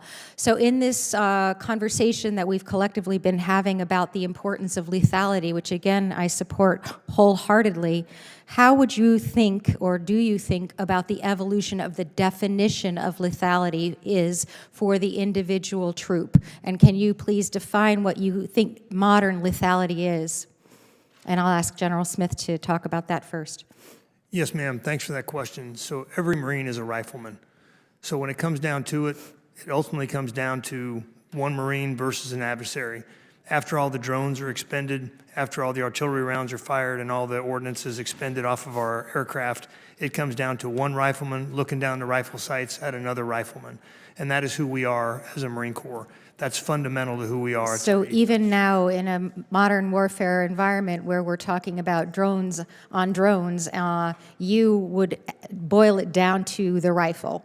I would, ma'am. Every Marine is a rifleman. That's our ethos. It's fundamental to who we are. It doesn't mean that we don't prioritize drones, because we used to shoot a few thousand meters, now we're shooting tens of thousands of meters. Understood. But it's an ethos. And so as long as that person is capable of being an effective rifle person, you believe that they are lethal? They are, as long as they can hit their target at 500 meters with iron sights. Yes, ma'am. Thank you. Admiral, any comments on what modern lethality is defined Yes, as? ma'am, thanks for the question. A couple things, a little bit different. The Navy is a little bit different than Marine Corps in this regard. We're a highly technical service where sailors are trained to do specific things. So I'd say at a base level, just like the Marine Corps, we want to optimize human performance. That means sleep, understanding where they're at, care for them, all that, 3 bags full. We need to do even better at that as far as making sure leaders are engaged with their troops and understand where they are from a wellness perspective. So I'm all over that. Break. The next piece is that all those individual sailors are trained, current, and proficient in their task. That task can be many things. I could be shooting a Tomahawk. I could be defending the ship with a Standard missile. I could be a quartermaster taking a fix. I could be a CS preparing meals. Optimizing their performance in that regard is what I consider lethality. Yeah, I 100% agree. You know, the person, when I served active duty, my job was to make sure I helped design what amounts to Iron Dome at this point in time. And I was lethal because I was able to be effective in doing that job. And so we each have a different job. And what I would argue lethality is, as much as anything, is making sure that we are optimized as a force, that we are individually doing the thing that we were tasked to do. And I think that's one of the places where we get ourselves caught up on the physicality of things is not always what makes us the most lethal as a body and as a force. I'm going to move on in what remains of my questions. The last question that I have for you has to do with Barracks. I'm on the military personnel subcommittee, the ranking member, and also was the ranking member on the Quality of Life Committee. You talked appropriately about the importance of your Barracks initiative. The Army, unfortunately, has diverted $1 billion of resources that were supposed to be allocated for Barracks to the southern border. Would you please commit to me that you are not planning on doing that with any of the moves that you are doing to the Los Angeles area with your Marines? Yes, ma'am. I'm committed to improving the quality of life of our Marines. I'm committed to spending every dollar that's appropriated to us for the purpose for which it was appropriated, and that includes Barracks 2030, which is our most consequential barracks investment in our history. Thank you. And since I have 20 seconds left, can you tell me what happened with the airplanes falling off the ships and whether or not heads rolled as a result? Ma'am, there are 4 investigations ongoing on the Truman Strike Group right now. None of those are released. I'm committed to letting that process happen and conducting actions as appropriate and then reporting back to the committee when those are complete. Thank you. I appreciate it, and I yield back. I thank the gentlelady. Chair now recognizes the gentleman from Nebraska, General Bacon. Thank you to all 3 of you being here. Thank you for your leadership. I appreciate you being here today. My first question is to Admiral Kirby and General Smith. What is the #1 capability that you're lacking right now for a fight with China, which is our pacing threat? What's the gaps that this committee here can help fill? Admiral Kirby. I'd say munitions are the thing that, in the top 3 that bother me, ship repair and shipbuilding. Those are things that Secretary and I are after to improve. I don't know that I need more help from you in that regard. Recruiting and manning, that's the second thing. I think we're on pace to do that. I don't think I can get more help from you. But munitions, we have to turn the tide here if we're going to be in protraction. So preferred munition production, as well as second-tier and third-tier vendors that may be able to compete in that space that we haven't been open to in the past. I think we ought to be open to that consideration and get help from you if needed to do so. I think that's good insight because we see in Ukraine, they're burning munitions faster than anybody can build them. General Smith. Yeah, I would concur with my shipmate, Admiral Kilby. Munitions are key. And for us, mobility is key. You know, we have to get to the fight, we have to be able to maneuver in the fight, and we have to be able to strike at range. So advanced long-range weapon systems are key to us. Thank you. Admiral Kirby, Ukraine attained sea supremacy in the Black Sea without really a Navy. What are the lessons learned for the U.S. Navy? Well, it's a different, a little bit of a there are lessons to be learned there, and I think the commitment to get to a hybrid fleet and learning to use unmanned more effectively is a path we're on. we're in a little bit of a different place because we're not now, we will, with Homeland Defense is our #1 thing, but where I tend to think of our Navy deployed forward to bring effects to bear, I've got a sustainment piece, an employment piece, a deployment piece for those vehicles. So I do want to learn those lessons, and we're applying them in the context of non-traditional sea denial that I explained earlier. I do think there's a coupling of traditional assets, manned planes and unmanned aircraft, manned ships and unmanned ships that we need to explore and really diversify our fleet to have it be capable.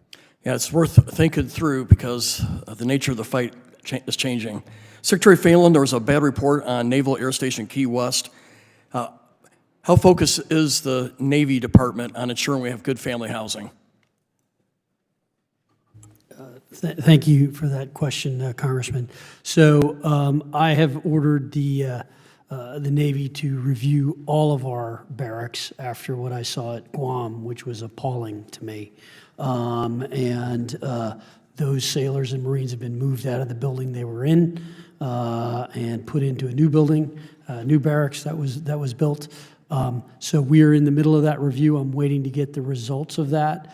And then I will be going out to Key West as well to look at that. The Marines beat the Navy to the punch on this and have been reviewing barracks, I think, for about the last year or two, and are in the middle of modernizing those. I saw some at Camp Lejeune that are getting updated because some of the ones they're in are also not really good, and that needs to change. So I look forward to sharing that with the committee as soon as I get that report done. And to your prior question on ways, on munitions and ways you could help, one thing I would also say is we are going to have to, in our contracting, own our IP.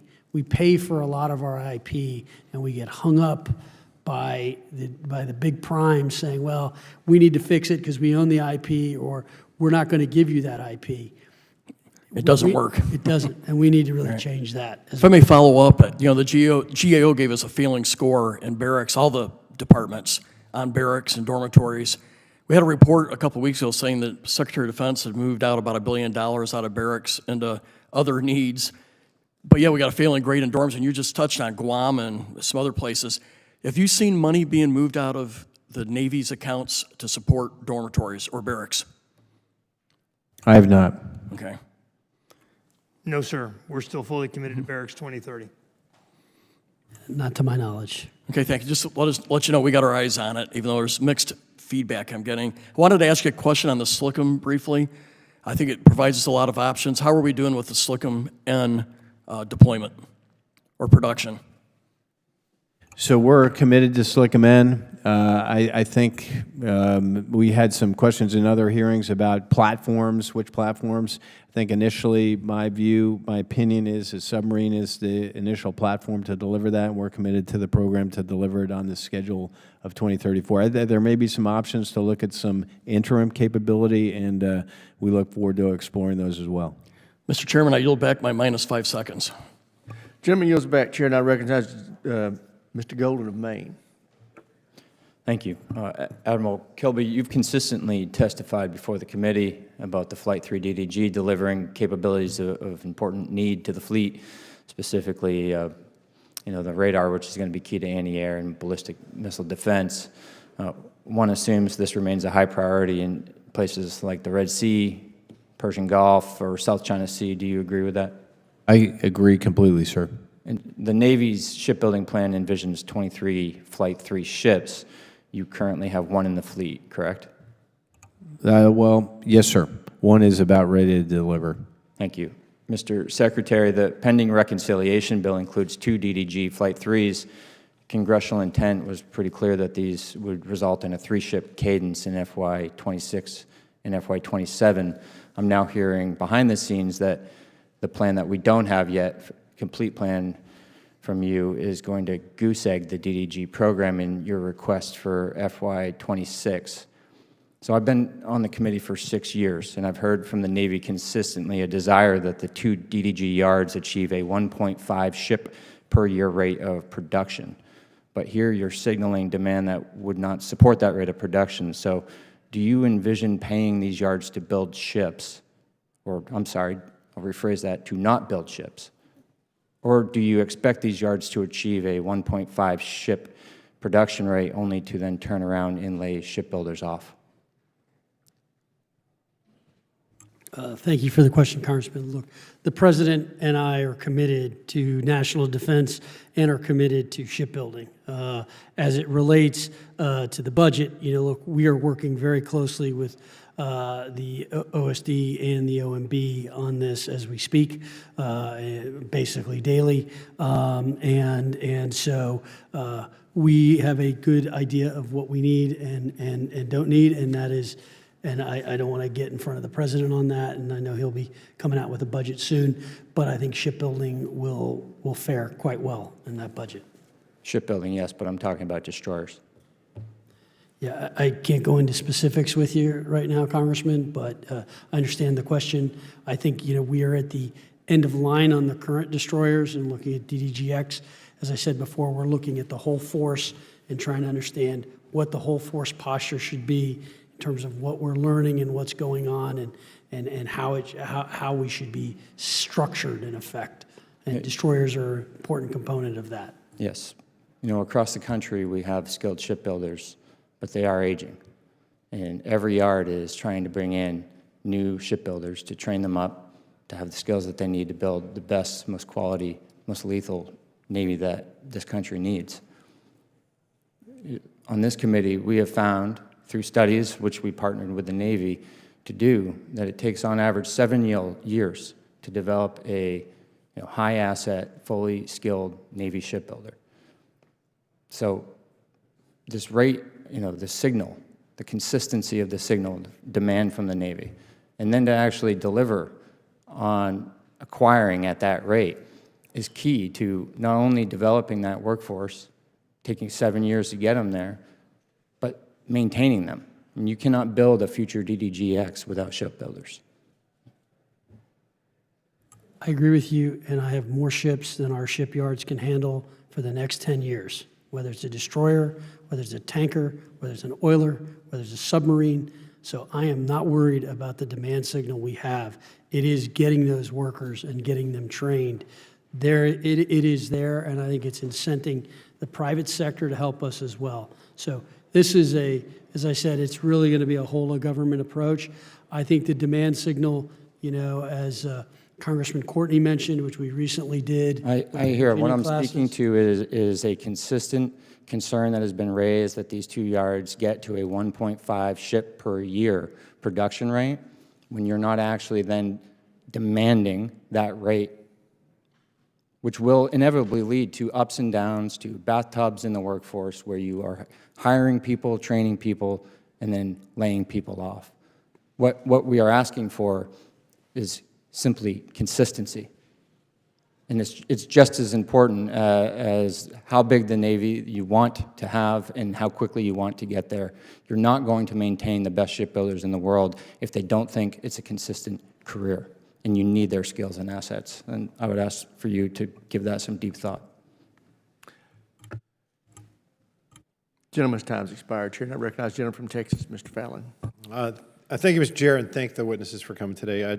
Secretary, I think we're all elated and relieved that there has been the news of the turnaround with recruiting.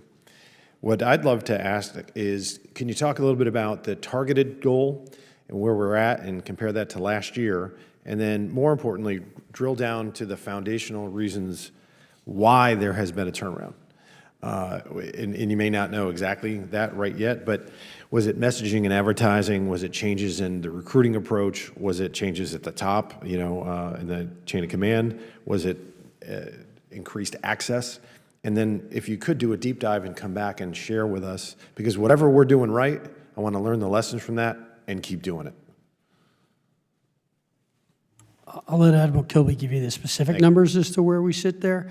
My view is I think that we have, and we are repositioning our branding. I think the Marines do an excellent job in terms of branding and recruiting. They were the only ones that always hit their goals. That is correct. And so we have begun, and I think there's a reason why.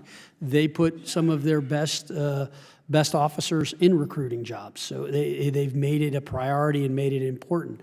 that is something we are looking to do with the Navy as well, which is prioritizing recruiting, making it more important, saying this is critical.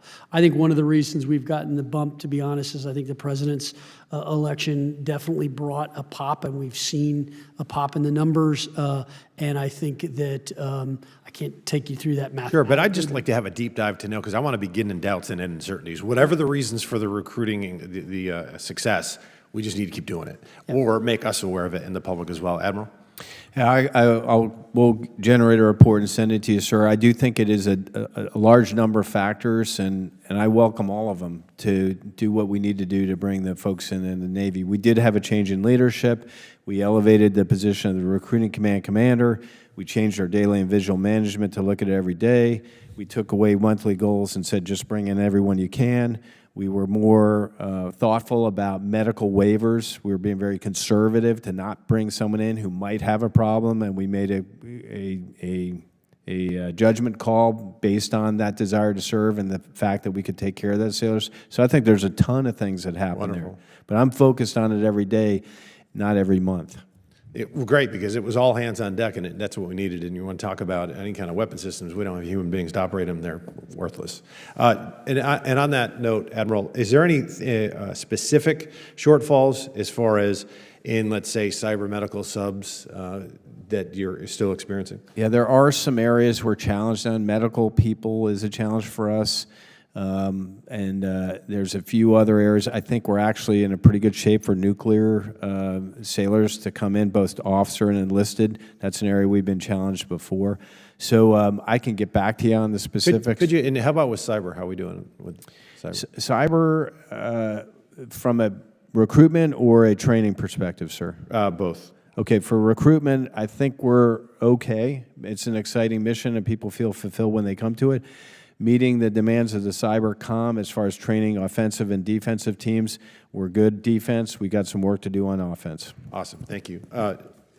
In general, I wanted to talk to you about, it's clear that the biggest threat we have is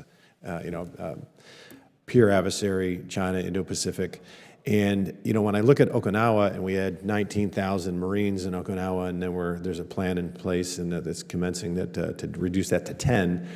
And it would make sense to me, considering sitting on this committee and also on the Intel committee, to do everything we can to keep those Marines on Okinawa, and not only not be decreasing the number, but increasing that number, considering the threat that's there, and we all think about and talk about Taiwan. So I wanted to hear your thoughts on that, and what can we do? I, in general, would love to have a meeting and do whatever we can do on this committee, being the subcommittee chair on military personnel, to help mitigate whatever political things we'd have to talk about with our Japanese allies and partners. But I wanted to hear your thoughts. Well, Congressman, what I would say is President Trump and Prime Minister Shiba confirmed the vital importance of the steady implementation of the realignment of U.S. forces in Japan at their February summit. I agree with Admiral Paparo that currently Marine Corps forces in the First Island chain are optimized, and that my best military advice is that any change to that optimized laydown increases risk. So again, we are currently optimized as we stand now, and any change to that optimization increases risk to the O-plans and increases risk to the combatant commander. Gentleman's time's expired, Chair, and I recognize the gentlelady from California, Ms. Jacobs. Thank you, Mr. Chairman, and Admiral Kirby, General Smith, Secretary Phelan, thank you for being here. I represent San Diego, so I look forward to this hearing every year. Obviously, the Marines and Navy are integral to my community, and I wish that I was able to spend my 5 minutes asking you about childcare and housing and shipbuilding and how we could make our Navy and Marine Corps everything we need for the war of the future. But unfortunately, because of President Trump's deployment of 700 active duty Marines into Los Angeles over the objections of local officials, I will be asking about that instead. So General Smith, first, I'd like to ask you about training. I know it's never standard practice to train Marines in crowd control and non-lethal engagement. I've spoken to folks at OneMEF. I saw your testimony yesterday for the Senate Armed Services Committee, in which you said that all 700 Marines currently deployed to Los Angeles have received training or are currently being trained in de-escalation, crowd control, and less than lethal means. I received a response to a request for information from the Marines yesterday that said that only a portion of the battalion has completed this training and the remainder will be fully trained shortly.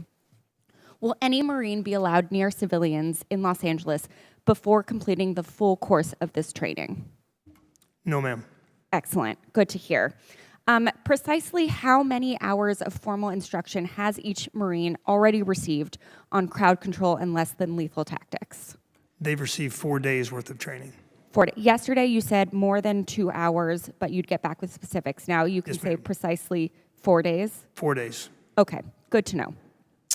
Within the last hour, CNN has begun reporting that, quote, the 700 Marines mobilized to the LA area on Monday night are still undergoing training as of Wednesday morning, and it is not yet clear when they will be employed onto the streets to help with protests, end quote, according to the U.S. Northern Command spokesperson. And yet yesterday, the Secretary of Defense was in front of the House Appropriations Committee where he told that committee that as far as training, all of the units on the ground had been fully trained in their capabilities of what they're executing on the ground. Should this committee believe your statements today and the Northcom spokesperson, or the Secretary of Defense's testimony in front of the Appropriations Committee? Well, ma'am, Marines are always training. Every time there's a down moment, we're rehearsing, we're training. So training to deploy has been completed, but they are going to continue to train. Again, every time there's a break in anything, there's a break in the action, so to speak, Marines are training. We train constantly. Sure, but the training for non-lethal and de-escalation and force, what they're doing in LA is very different from what you normally train for. So I'm not sure the training is exactly the same. Well, at least I hope it's not. It is different, but it can still be repeated and it can still be drilled. Okay. And it was clear from conversations that I've had with the Marines and from your answers yesterday to the Senate that the Marines in LA have not been explicitly tasked with law enforcement, which is good because under the law that would be illegal. However, with the evolving dynamics in Los Angeles, I'm concerned that the Marines on the ground who are young could be put in compromising situations due to posse comitatus. So if someone on the ground with DHS or other law enforcement asks a Marine to do something that they cannot do according to the law, how are they meant to address that? Well, ma'am, they have leaders with them. They have staff non-commissioned officers and officers who will ensure that they don't violate the Posse Comitatus Act. Okay. And will you commit to making the standing rules for the use of force that they are operating under public? Yes, ma'am. The SRF, the standing rules for the use of force, are currently public. Okay. We have been unable to get a public copy of them, so I appreciate your help in making sure we can further publicize these public rules. Yes, ma'am.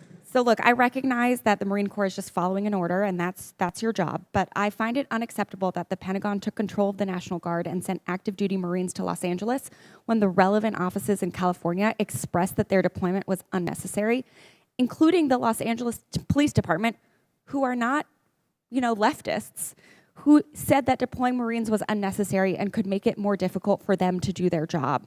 The Pentagon and President Trump are escalating the situation drastically by unnecessarily deploying troops and causing more chaos. And frankly, our community, our National Guard, and our Marines deserve better. Thank you, Mr. Chairman. I yield back. Gentleman yields back. Chair now recognizes the gentleman from Florida, Mr. Jimenez. Thank you. It's unfortunate that the mayor of Los Angeles and the governor of New York, of California didn't do their job to protect their city, and that your men and women were called upon to do that. Mr. Secretary, would it surprise you to say if I told you that the Chinese hold a 250-to-1 advantage in shipbuilding right now, large ships over the United States? No, sir, it would not. And so how long would it take for us to increase our capacity by 25,000%? I'm not sure you and I will be alive when we got to that. I agree. Okay. And so do we have any idea of the plans for the PLA Navy? I mean, how many ships, how big is their Navy going to be? Sir, it's hard to say. Our ships are far superior to their ships. So, that's a game we've been playing for a long time. I think the Chinese strategy is to overwhelm with numbers. We are a much better force. We are much better trained sailors and Marines. So I think it's what we pick and what we have. You could argue to some extent that the more they build, given the speed at which technology and what we've seen in some of these other conflicts, that could at some point become a disadvantage. However, we are too far behind, and I think there's a stat that I've used. The Chinese build more ships in a year than we have since World War II.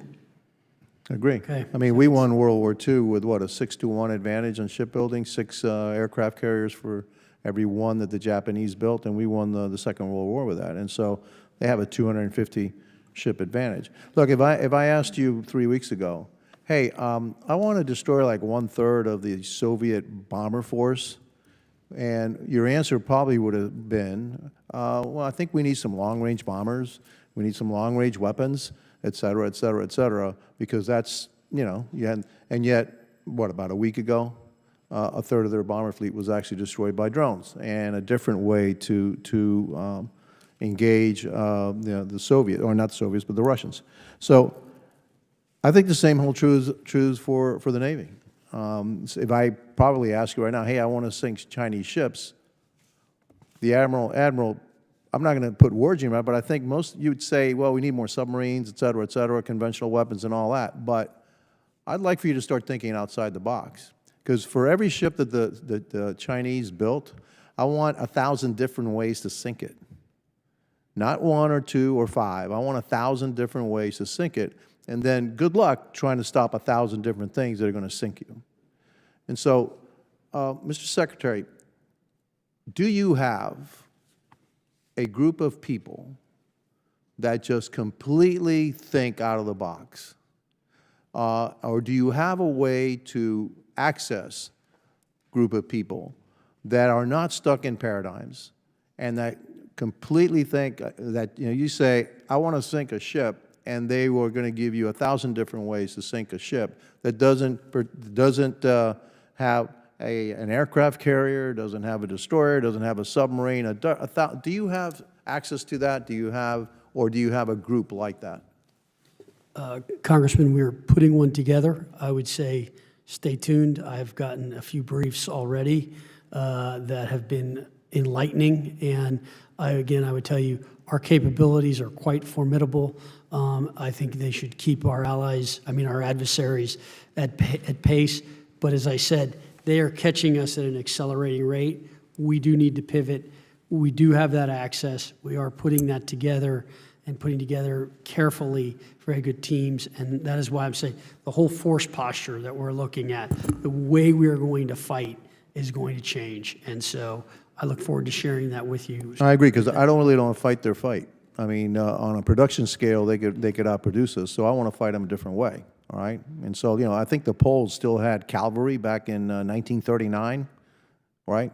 They somehow thought it was a really good idea to face the Germans with cavalry, and I thought they got, you know, okay, well, it might have been great, you know, in the 19th century, but cavalry in the 20th century just didn't work.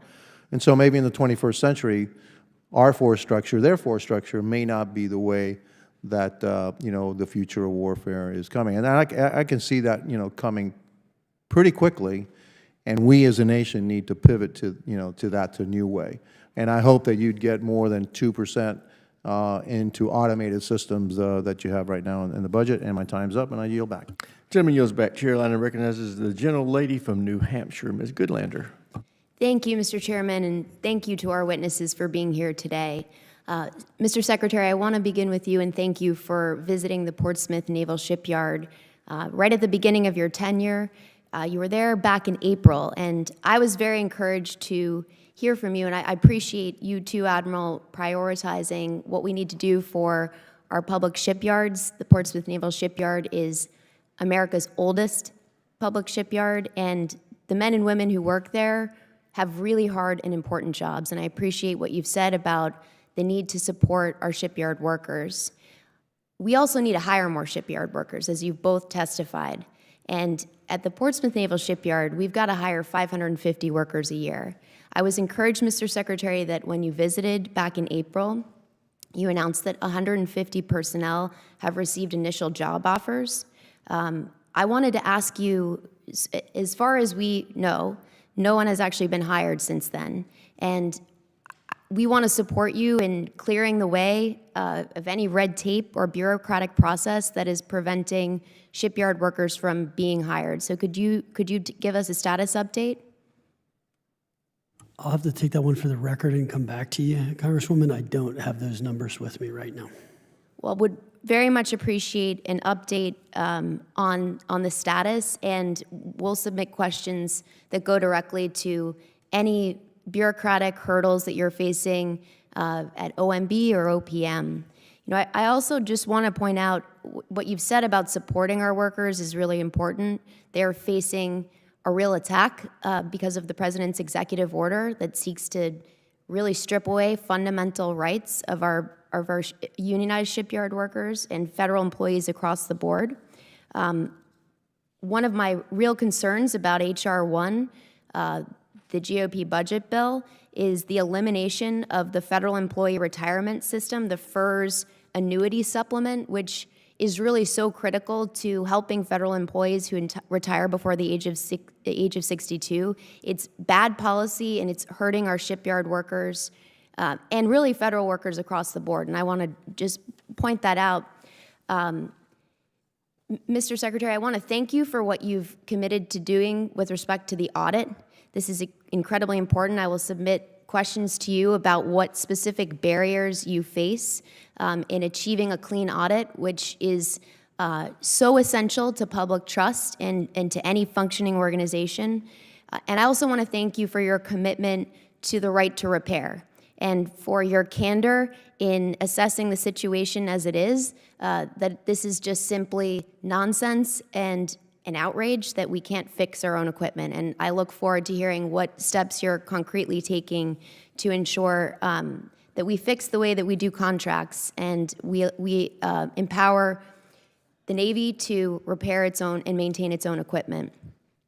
General, I want to pick up on my colleague's line of questioning and ask you, and Mr. Chairman, I'd like to submit to the record an article from the Associated Press yesterday entitled "Pentagon Draws Up Rules on Possible Use of Force by Marines Deployed to LA Protests." Without objection, so ordered. Thank you. General, can you please clarify what rules, the President's executive order do not specify what rules apply to any Marines who have been deployed to Los Angeles or who will be deployed domestically in the future? What rules apply and when were those rules written? Because according to this article, quote, the Pentagon was scrambling just this week on Monday to establish rules to guide U.S. Marines who could be faced with the rare and difficult prospect of using force against citizens on American soil. And we're using the standing rules for the use of force, or SRUF. These rules emphasize de-escalation, use of non-lethal force, and the inherent right of self-defense for Marines and others. So SRUF, standing rules for the use of force. And General, you commit to providing this committee with a complete copy of the rules that are being distributed right now? Yes, ma'am. And when were those rules developed? Were they revised at all? I don't believe they were revised, ma'am. So it's always been clear from your perspective what rules apply, and it's the rules you just mentioned. Yes, ma'am. These are rules that we would use in any number of situations. Marines have training in crowd control, and they have these rules for embassy reinforcement. They have these rules for non-lethal situations, and they're trained to them. Thank you, General. And the 4 days of training, who is responsible for this training, and where is it being conducted? Ma'am, I am responsible for it, and the local commanders are responsible for it. It's being conducted at home station. Gentlelady's where they're time's deployed. expired. Chair, I recognize the gentlelady from South Carolina, Ms. Mace. Thank you, Mr. Chairman, and thank you to our witnesses for appearing before us today. South Carolina's Low Country has a long history as a maritime hub and commercial shipping channel, and it continues to play a critical role in sustaining our Navy's mission, supporting ship repair, logistics, and a skilled maritime workforce. Beaufort County is home to Parris Island and the Marine Corps Air Station Beaufort. We're enormously proud that we make Marines. For more than a century, Parris Island has been making Marines. At MCAS Beaufort, aviators gain the skills and resilience necessary to operate in the most challenging, contested environments across the globe while maintaining a high state of readiness to deploy and support Marine Corps operations worldwide. Today, I look forward to discussing how we can build upon this strong foundation with sustained investment in infrastructure, expanded training capacities, and integration of cutting-edge technologies. The Low Country has the potential to play an even greater role in our national defense. So, General Smith, I have a few questions for you. I'll start with you this morning. The Marine Corps is undergoing one of the most significant transformations in its history as we modernize for the future of conflict. We must ensure the Corps' training continues to produce the most lethal force in the world. So, General Smith, are the key tenets of force design reshaping the Marine Corps view on the recruit training taking place at Parris Island? Yes, ma'am. Our recruit training hasn't changed. And what role will basic training play in building Marines capable of contested environment operations?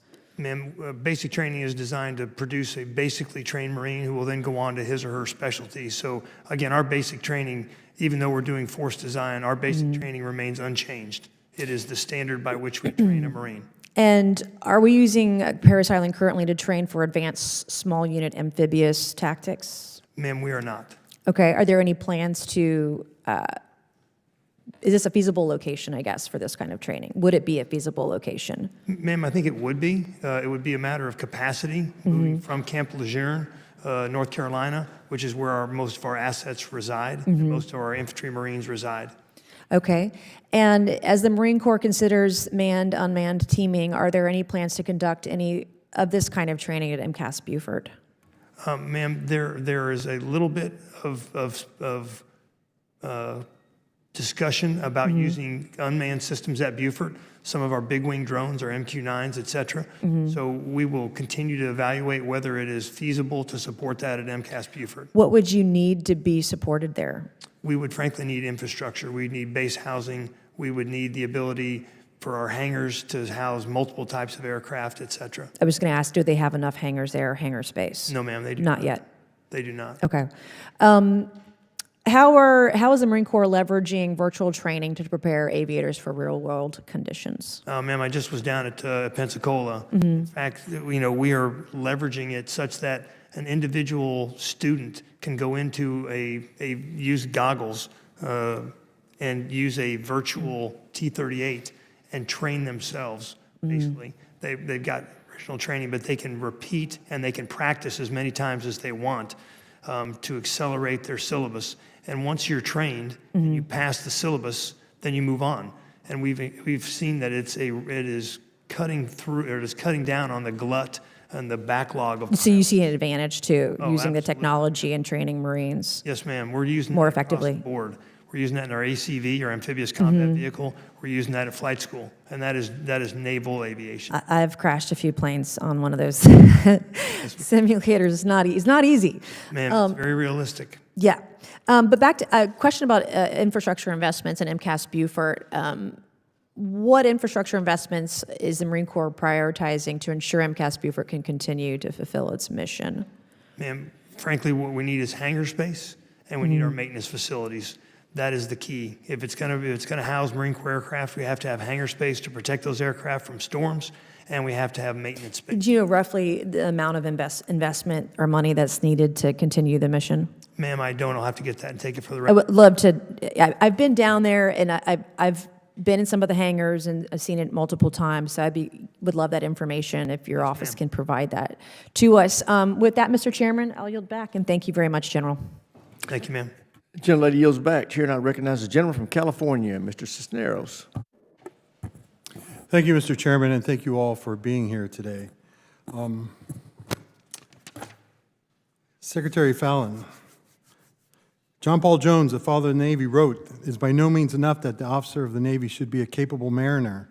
He must be of that course, but also a great deal more. He should also be as well a gentleman of liberal education, refined manners, punctuous courtesy, and the nicest sense of personal honor."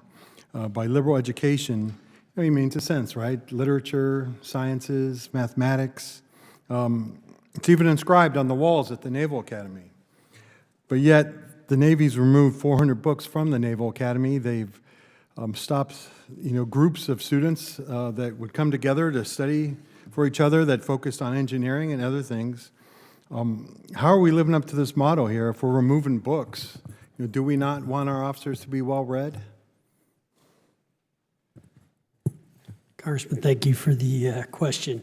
So currently there is a panel that OSD has convened that is assessing books across all military installations. Therefore, I defer on this topic to them.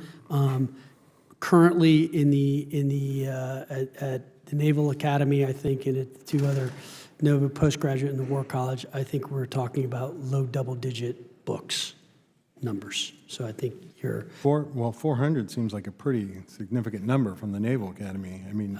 I believe that number is no longer accurate, and that was a media invented number. So we're talking double, like no more than 99 books. I'm talking like 15 to 20, is that right, Admiral? 15 to 20. 21 at the Naval Academy. All right. Can we see that list, if I could? The panel is working on it, so as soon as we get that study, I'll be happy to share that with you. All right. I'd like to see that book. All right, or that list. Admiral Kilby, does the Navy need a next-generation fighter? In my opinion, we do. All right. The administration is proposing gutting the next-generation fighter, and that was something that just kind of came out pretty recently, as in the last couple days, from their proposed budget. And it's a program that I completely heard from uniform officials that they need. So how do you reconcile this? How are you moving forward to kind of ensure that we are going to have the research funds in order to ensure that we can move forward with a next-generation fighter? So thank you for that, Congressman. Look, I think as it comes to next-gen fighters, as I said before, we're looking at the full composition of the air wing of the future. And so we have to focus on the capabilities and technologies for years to come that are going to win. And that includes manned and unmanned platforms that we have to look at. I do not have a lot of confidence. All of our programs are in trouble. We have a number of companies that are not performing. We've got to get those done. So I think looking at this system, 6th Gen is important, and I know it's important to the Admiral, and he should always give you his best military advice. I think we're looking at the whole panacea of what we've got, and then how we can, what makes the most sense to use in the future. And so I think we have to get more confidence in the base. This is a system that, you know, as I said in my opening statement about readiness, readiness means like ready, like today and then in the future. And how is that future changing, and how do we think about that? And so we're looking at it, evaluating it, and trying to make sure that we're not back here in 2 years saying, we told you it was going to cost X, it's actually going to be X plus 50, and by the way, it's going to be late. So that's really what we're trying to do. Well, look, I think the Navy has a bigger challenge than anybody else with the high expensive cost of the items, right? Everything from ships to fighters to the missiles and everything that they need, the weapons. And trying to balance that all is definitely a challenge. But we need to ensure, right, that we continue to move forward, as you said, right? Readiness today, but also to develop for the future. And that is something that I am willing to work with you there. Whatever we can do to help support that mission, right? We want to ensure that we can do the fight today, but also prepare for the future. So with that, Mr. Chairman, I yield back. Gentleman yields back. Chair, now recognizes the gentleman from Texas, Mr. Luttrell. Thank you, Mr. Chairman.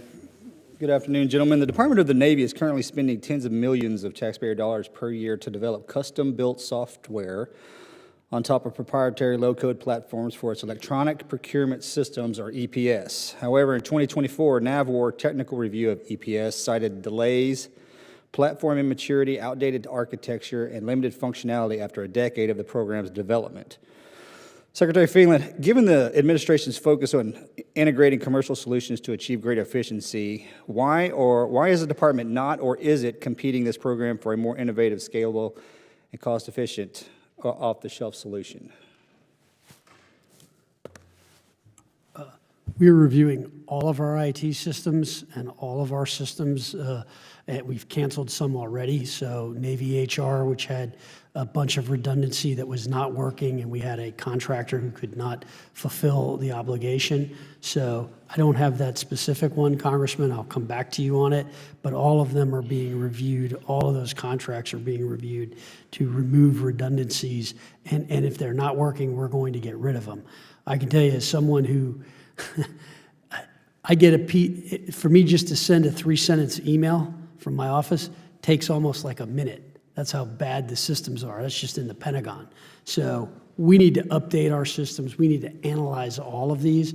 That is going on, and we're working very hard on it. But I don't have an answer for you on that specific. Yes, sir, I understand. And redundancy, I mean, it's almost, you can't even say the word government without having the word redundancy built in on top of it. Are you looking at both private and government? I understand, okay, as a former military man, I know that, hey, we want to do everything ourselves, but there comes a point in time where we might need to lean into the commercial space in order to help us do that. We should get out of the IT development business. We're not good at it. General Smith, you made an extremely valid point earlier when you were talking about drone technology and how your Marines are developing their own drones, because there's no more efficient and effective killer than the ones that are being shot at, and we are amazing at what we do. And Mr. Admiral Kilby, you got naval special warfare inside of you doing the exact same thing. And the issue is we have outside entities trying to come into our organization to help, and we have an inside organization trying to get permissions to do what we do best. The chairman and the ranking member are doing the SPEED Act, and that's trying to clear the muddy water. I think the point that I'm trying to make is you've heard the leadership, they're leaning on you for those ideas. Because we're on this side more or less looking in to the operators, okay? Don't hesitate to ask and tell us what you need, okay? Because we're eyes wide open and the ears as well. With health and wellness inside our communities, you listed off your 3 priorities, both of you did, and I don't necessarily agree with the order, because I would put my sailors up top and I would put my Marines up top, be the first words out of my mouth. And I know we're focused in on that. And General Smith, I've got a fine young Marine that works in my office, and he speaks very highly of you. And that says a lot. And he says you're focusing in on your troops, which is amazing. As we move forward, the transition period from when an active service member jumps off that bullet train into the civilian space and becomes a veteran is unforgiving. There's really nothing on the outside to catch us. Mr. McGuire, can you lean to the right just a little bit, please? Thanks so much. There's really nothing on the outside to catch us when we leave. That bullet train continues down the track, and everybody that's someone that's looking forward, front sight focused, and everybody else is tucking and rolling. Here you go. And then the VA does their absolute best to receive us. I think there's a breakdown in communication from active duty and the hot handoff to the VA. And I'm probably pretty certain that you guys are concentrating on that. But we need to concentrate a lot harder, because my number one issue as a member of Congress is to get our veteran suicide rate from over 6,000 a year down to 0, okay? But I need your help. Fair enough? Absolutely, sir. Thank you. Concur. Thank you. Mr. Chairman, I yield back. Gentleman yields back. Chair now recognizes a gentleman from California, Mr. Carbajal. Thank you, Mr. Chairman, and thank you to all the witnesses here today. General Smith, it's good to see you. As a member of the Joint Chiefs, you serve as a military advisor to the Secretary of Defense and the President. Is that correct? That is correct, sir. Were you involved in the decision to mobilize 700 Marines to the streets of Los Angeles? Mr. Secretary or Congressman, I was not involved in the decision to mobilize, but I was involved in the decision of who to mobilize. Thank you. Were these Marines that were deployed adequately trained to deal with these domestic events? They have been trained before they deployed, yes, sir. How long were they trained for? They were trained for multiple hours. Hours? Give me days? Well, I would say over the course of a couple of days, they received multiple hours worth of training. Is that adequate training? That is, sir. Do you think these Marines' time could be better spent back in 29 Palms, continuing to train and carry out their mission? Well, sir, I'm compliant with all lawful guidance, so I won't get into what they should or shouldn't be doing. But we were given lawful guidance to deploy that battalion, and that battalion has deployed. Have there been discussions about mobilizing additional Marines to LA or other places throughout the country? No, sir, not to my knowledge. Thank you. If domestic mobilizations continue, do you think this will erode public trust in the reputation of the Marine Corps? Sir, I think the Marines are going to conduct themselves with the same dignity and professionalism that they always conduct themselves with, and they will continue to bring credit to the Marine Corps regardless of the mission they're assigned. Can you elaborate as to what they can do and cannot do as Marines on domestic soil? So I can, sir. They are underneath, they're supporting NORTHCOM. Their mission, as directed by the SecDef, directed NORTHCOM to assume command in order to protect federal property and federal personnel. That is their mission, sir, protect federal property and federal personnel. And in doing so, for example, can they fire warning shots? No, sir, we do not fire warning shots. Thank you. Secretary Phelan, if Congress gave the Marine Corps, let's say, a check for $134 million, what would you spend this on? And could that be used to increase the quality of life for our Marines or help deliver capabilities to the warfighter? Thank you for the question, Congressman. We can use all the funds that you can give us. So you could use the funds to do so many important things. As I said, we have a mission, and our mission is to be prepared to fight and do as the President and Secretary of Defense order us to do, and that is what we're doing. And so, yeah, we need capital in order to support our programs. Yes. General Smith, same question to you. What could you do with $134 million as in order of your priorities? Well, I would spend it on training and on barracks. Thank you very much. Mr. Chairman, I yield back. Gentleman yields back. Chair now recognizes the gentlelady from Virginia, Ms. Kiggins. Thank you, Mr. Chair, and thank you very much to our panelists for being here. I have the privilege of representing a big Navy district down in Hampton Roads, Virginia, and wanted to thank you all for continuing to prioritize the quality of life, quality of service measures that we spent so much time on last Congress. That continues to be a priority of mine as well. So many of my colleagues have talked about shipbuilding and ship repair during this session, and technology integration, use of unmanned and drones. So thank you for keeping that also on the top of your list of things to do. I wanted to take a few minutes, though, and talk about the importance of the East Coast Navy. And we see when we turn on the news and we, for example, are watching our F-18s drop bombs on the Houthis in Yemen, or there's something that arises in the world, and we frequently send our aircraft carriers and our battle groups and our air wings from the East Coast.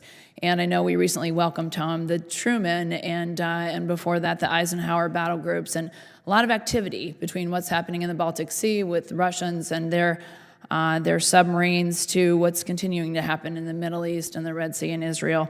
So we can't understate the importance of the East Coast. And I represent the East Coast Master Jet Base, which is woefully underappreciated, woefully not taken care of. So I just wanted to hear from you all, because you all are all the leadership of our naval services. Admiral Kilby, can you please tell me what you think is the importance of the East Coast Navy in projecting American strength and deterrence?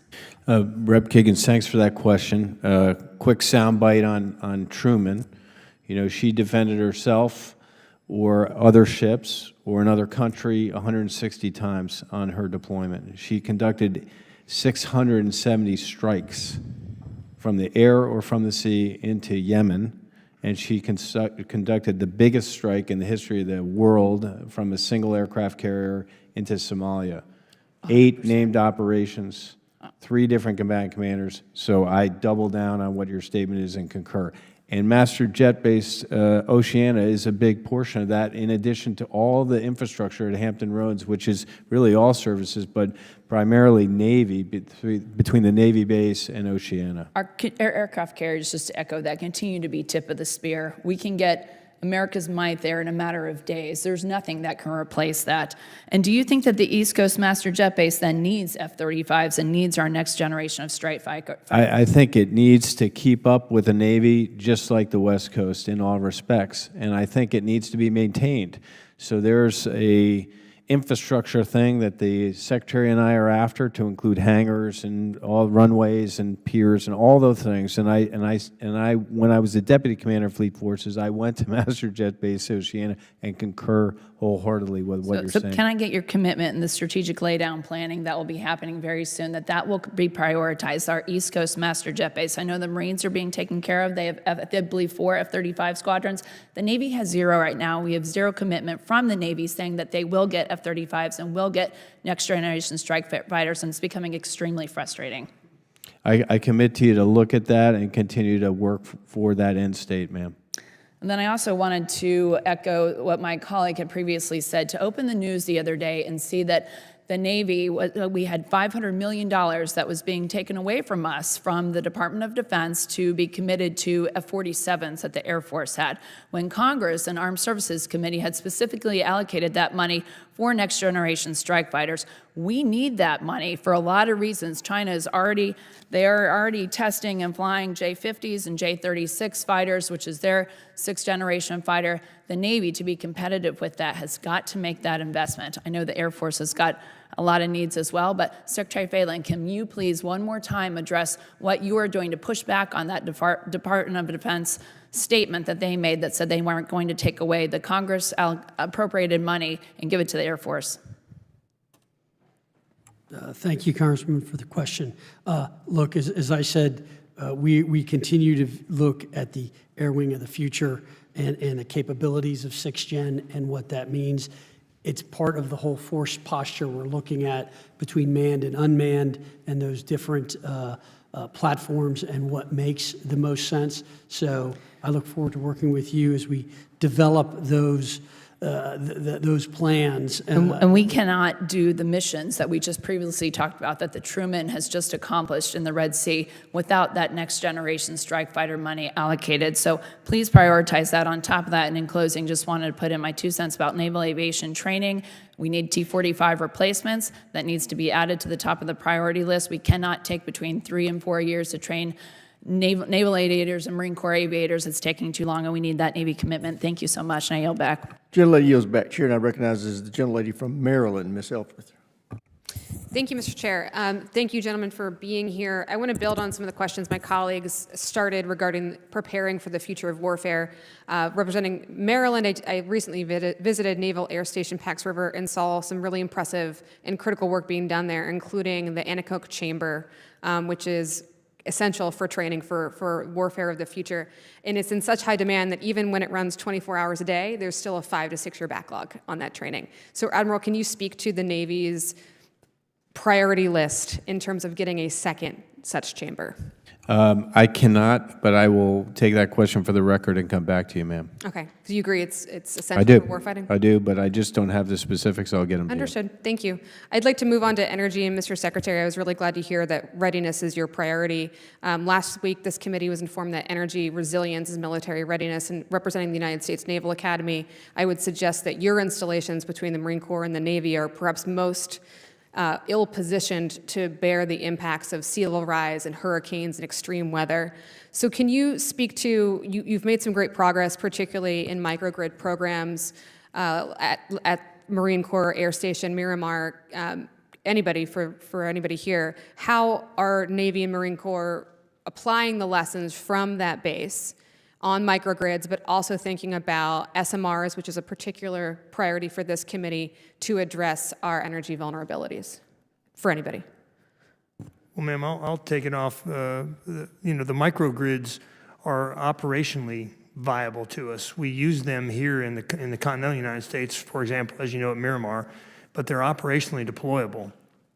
Our goal is to be able to produce our own energy when forward deployed, to need less, to be able to operate in a contested environment while producing our own energy, using solar panels, et cetera, to be able to power radios, because sometimes just the radio having a battery is enough to get the job done. So we're committed to continuing to do that for tactical reasons, not necessarily environmental reasons, but for tactical reasons. I totally agree, and all of the above approach to energy generation, resilience, storage is incredibly important for infrastructure and for readiness. Mr. Secretary, I was also really grateful to hear you admit that we have historically, everybody, underinvested in infrastructure. And I would add personnel and training to the definition of infrastructure.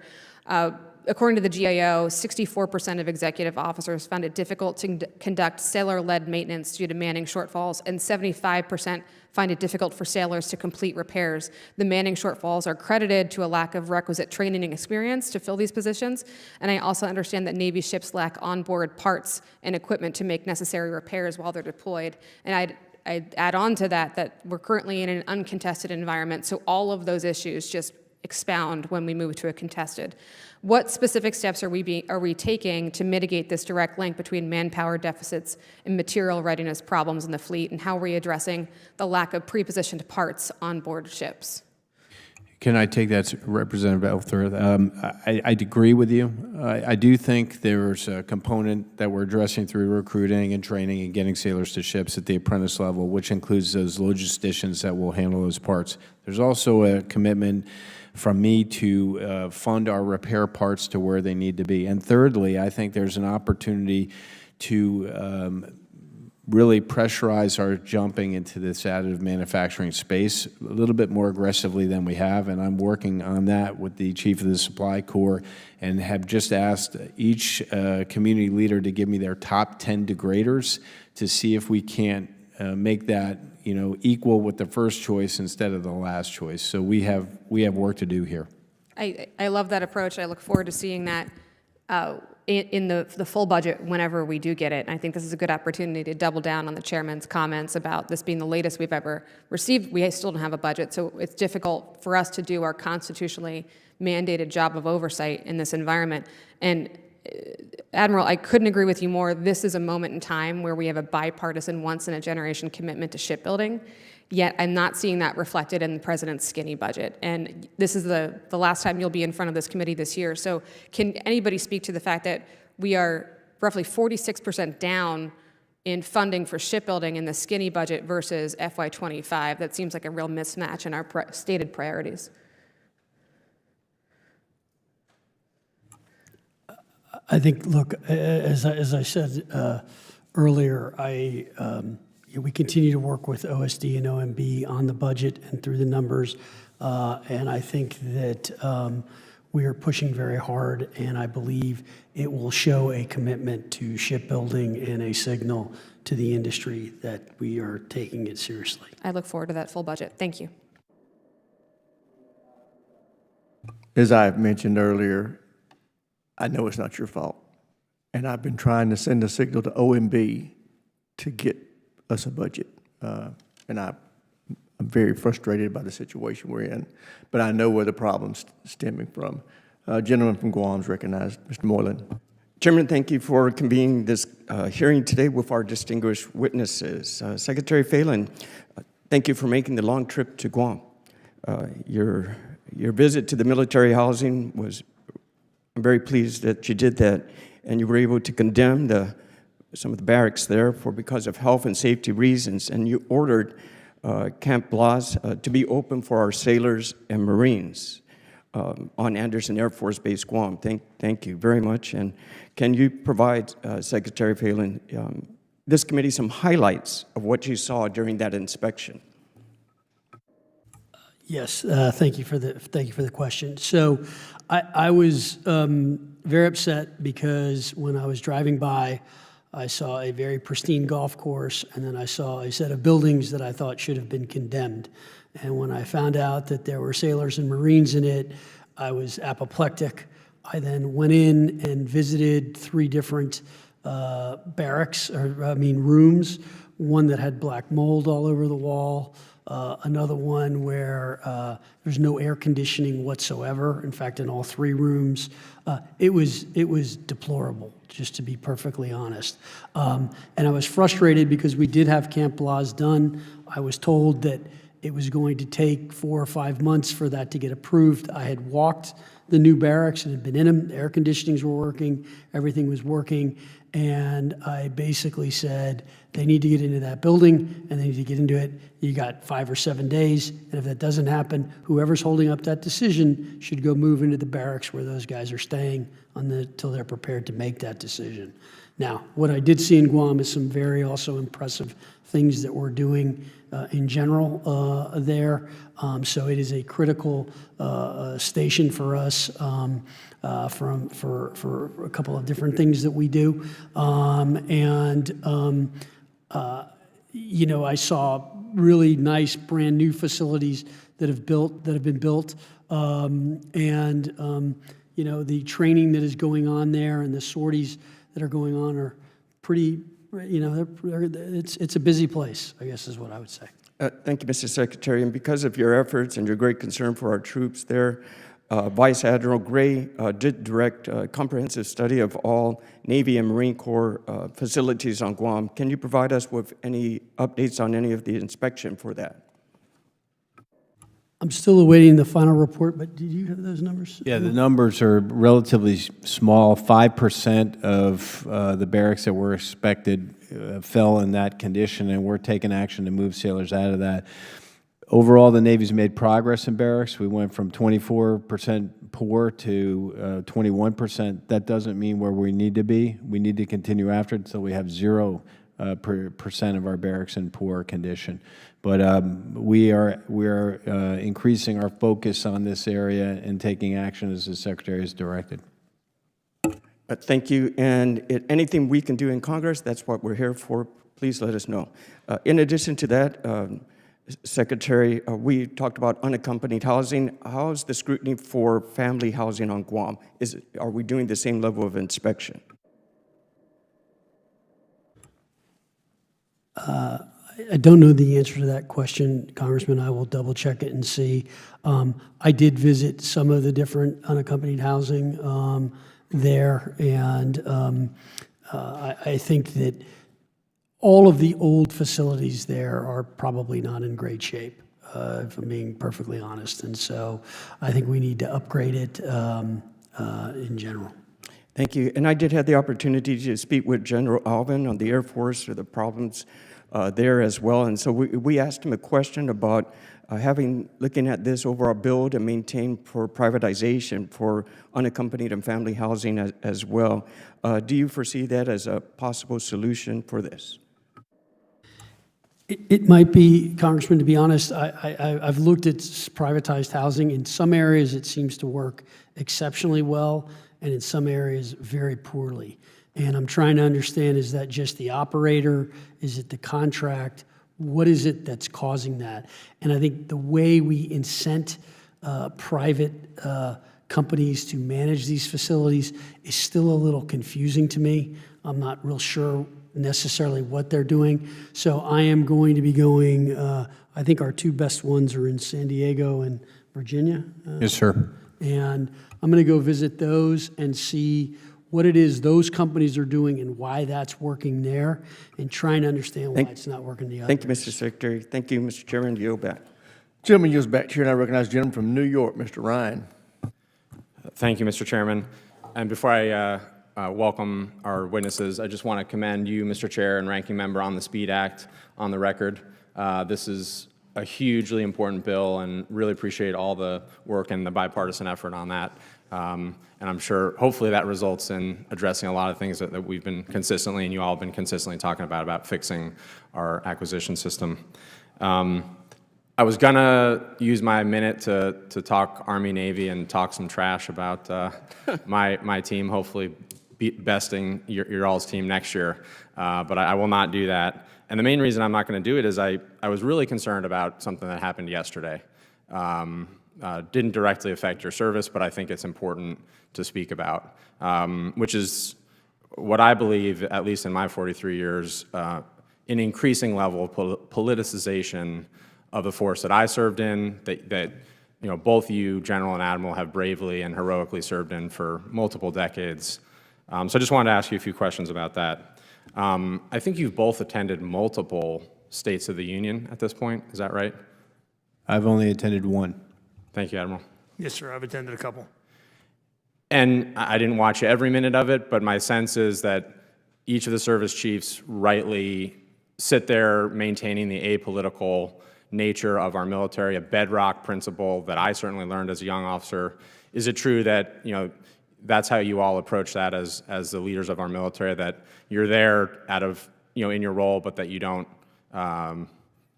applaud any particular political statement? That is what I tried to do.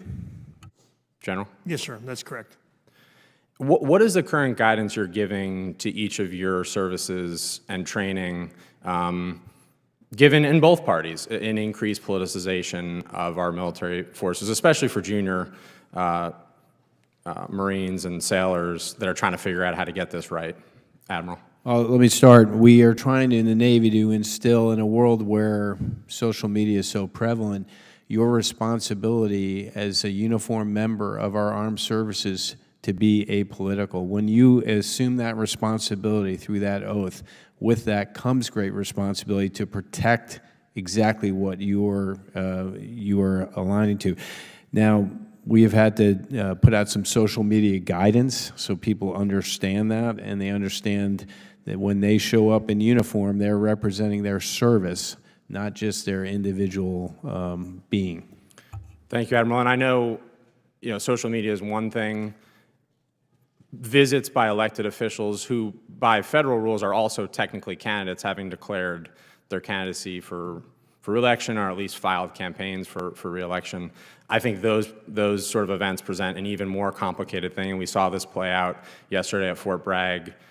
For example, what guidance do you give for your Marines and sailors that are attending what's supposed to be an official event, but if it becomes an increasingly political event, General, what training and guidance are you putting out about that? Because I'm concerned we're putting our folks in a tough position right now. Well, what I would say, Congressman, is an elected official who's coming to give a speech about the military, that's fine. Military can attend. They can't participate in the dialogue. Yeah, I'm saying when that official visit becomes overtly political, whether that's wearing a campaign hat, for example, or using, in my view anyway, overt political rhetoric. And what guidance or training are you giving to your Marines about that? Well, we don't give Marines any training on that. They don't participate. Well, they participate in the political process at the ballot box, but they don't participate in the political dialogue.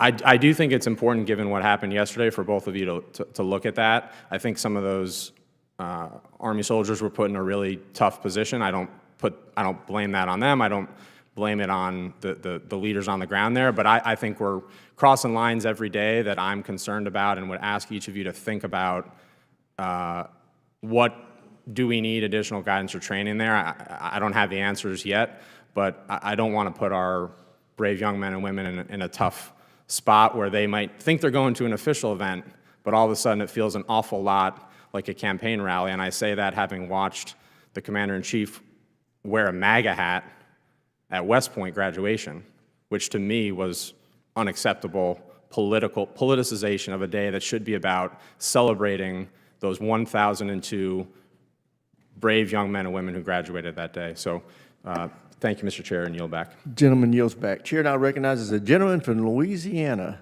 Mr. Higgins. Yes, Mr. Chairman, making America great again, one hearing at a time. Welcome, gentlemen, to testify before us.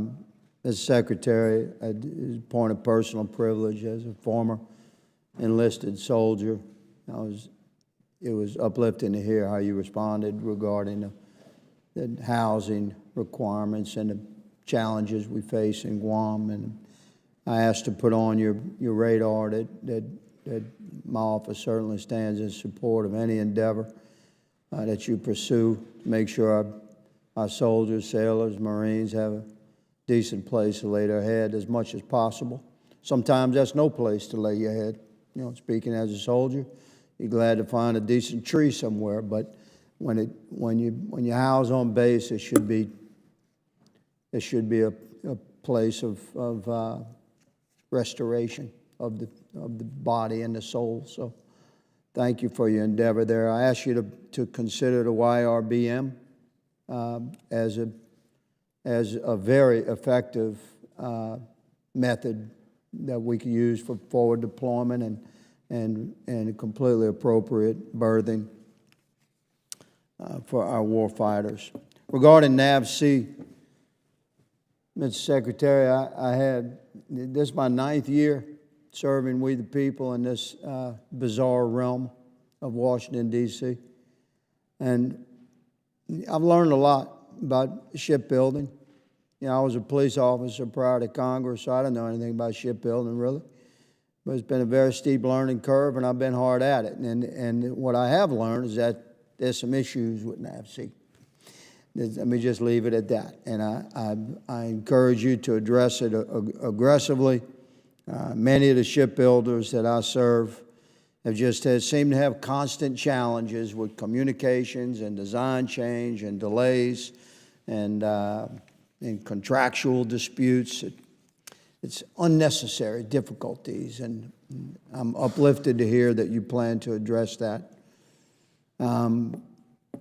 Regarding platform support vessels, Ms. Secretary, I have a question for you there. The Navy faces significant logistics challenges in the Indo-Pacific region, and the Fleet Readiness Office has identified the need for and approved the use of at least a dozen or so at-sea resupply ships to enable refueling, rearming, and resupply of naval assets, both afloat and on shore, in contested environments and theaters of engagement via ship-to-ship operations and ship-to-port operations. So, I understand that the Navy's Fleet Readiness Office has identified commercially available platform supply vessels, or PSVs, as a potential solution here. Will you speak to that versus the time and expense of building vessels as brand new? Admiral and Secretary General. Yeah, I'll start. We are focused on 1 January 2027. I think there's an opportunity to use some vessels that exist today, not just for resupply and supply, but also for other things, counter C5ISRT and others, as we transition to this hybrid fleet. So I think it's an and answer. I don't think it's an or answer, and I look forward to working with you, sir. Yes, sir. Excellent. My dad was a Navy guy, so I learned to speak the language. By the way, Admiral, I can follow you. General? Sir, I think anytime we can use a commercially available vessel that's already extant, we should. It may not suit all of our needs, but if it meets 80% of our needs, then we got to call that good enough and move on. So I'm a big fan of using things that are extant now because it reduces the time burden, and time is the one thing in combat that you can't buy back. Well, roger that. Mr. Secretary?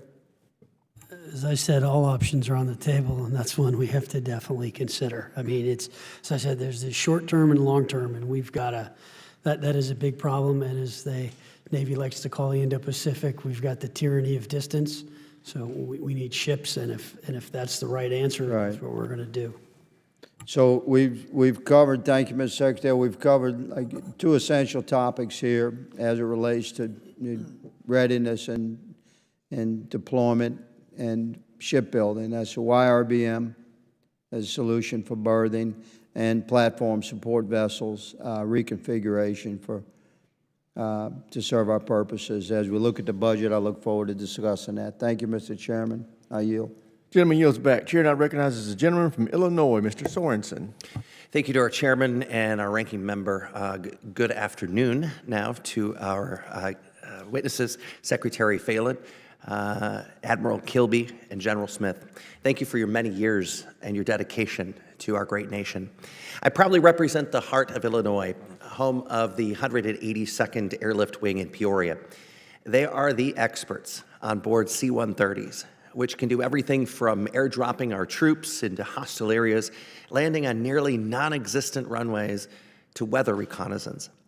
But I must share a story. My grandpa Sorensen proudly served as a photographer in the United States Navy during World War II to support air missions. There are 9 framed photographs framed on the wall above my desk on Capitol Hill.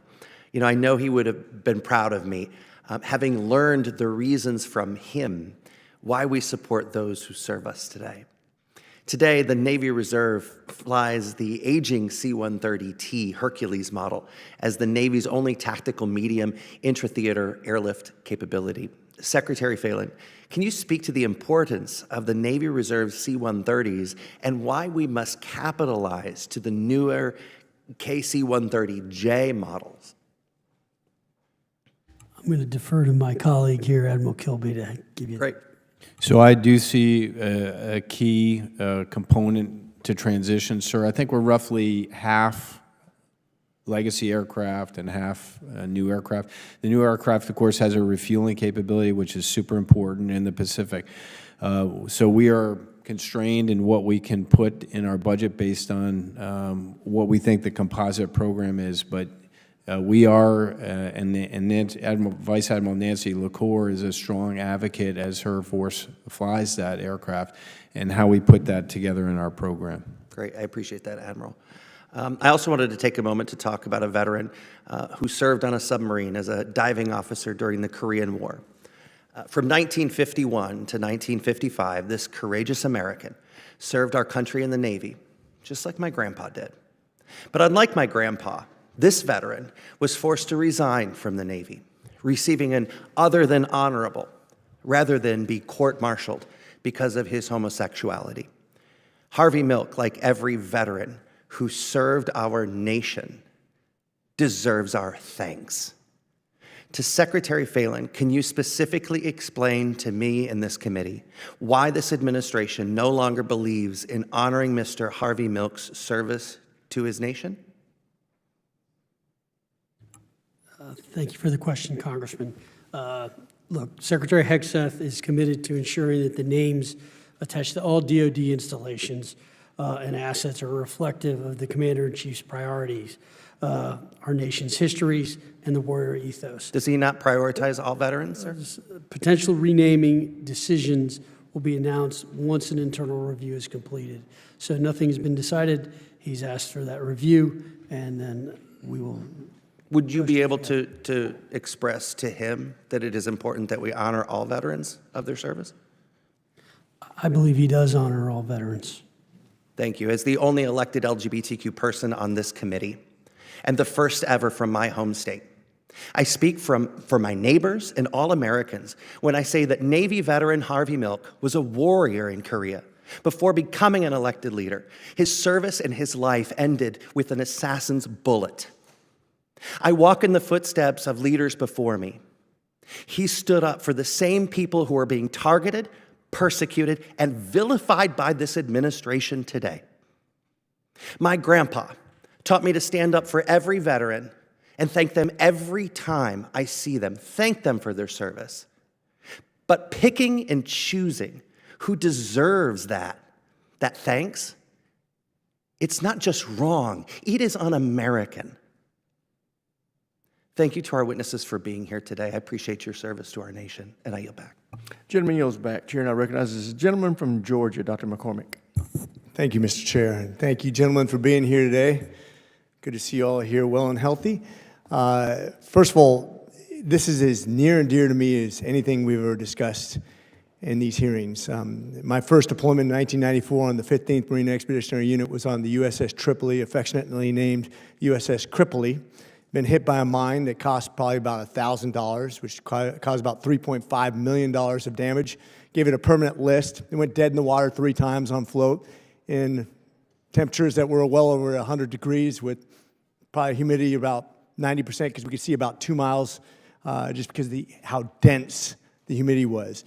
That was our living conditions where we had our gym, which was about the size of about 20 by 20 feet, right between where we stored the garbage, the morgue, and started the FAVs right out the tail section where they also did the smoking on the FB, so you can imagine the conditions. We've improved since then. But what's interesting about that is we do our new ship mods, much to your point, Mr. Secretary. We improved these ships, but we haven't really improved our projection of power. Matter of fact, we're very short on that because we don't have the ships. This was a ship that was created in 1966. And by the way, all three of the ships that I was on in the amphibious fleets that I was deployed on Marine Expedition have all been scuttled or scrapped now, so that makes me feel very old. But when we look forward and we see the shortcoming, when I came in, we were projecting a 600-ship Navy with the Reagan era. Now we're just trying to literally have enough to deploy to where we're supposed to go. My question is, why not, Mr. Secretary, take a ship, an old LHA, and remod it and actually have a ship ready to go until we have a replacement with a smaller investment of time and money until we're ready for the next step and we have a ship actually ready. I know it costs money, but does it cost as money and time as it does with these new ship mods that are getting way over budget? As you said, 57% over on the best case scenario, with a delay of at least 6 months with the best case scenario. Why not hold on to some of those ships so we have projection of power? Because no matter how much we have of drones and all the new technologies and all the things we're doing to recreate our services, we don't have projection of power. You cannot replace that with a number. You cannot replace that with a drone. Why not do something in the short term to put that patch on there when we have a real significant challenge over in the Chinese seas and other areas where we need to project power right now? So I'll let the Admiral give you specifics because we are doing this in some cases, particularly like on the Ohio-class subs and things like that. I think it's really a question of, one, what does it take to get those ships back online? Two, the costs of doing that. Three, the timing. So our issue is we have a shortage of workers. It's just, so if I take someone off a Columbia-class sub and to remod a ship to get it out there, I'm just going to extend that.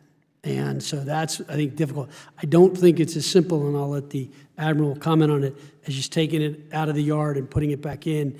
And I think a lot of these ships, unfortunately, sit in the yard too long. Our maintenance schedules are too long.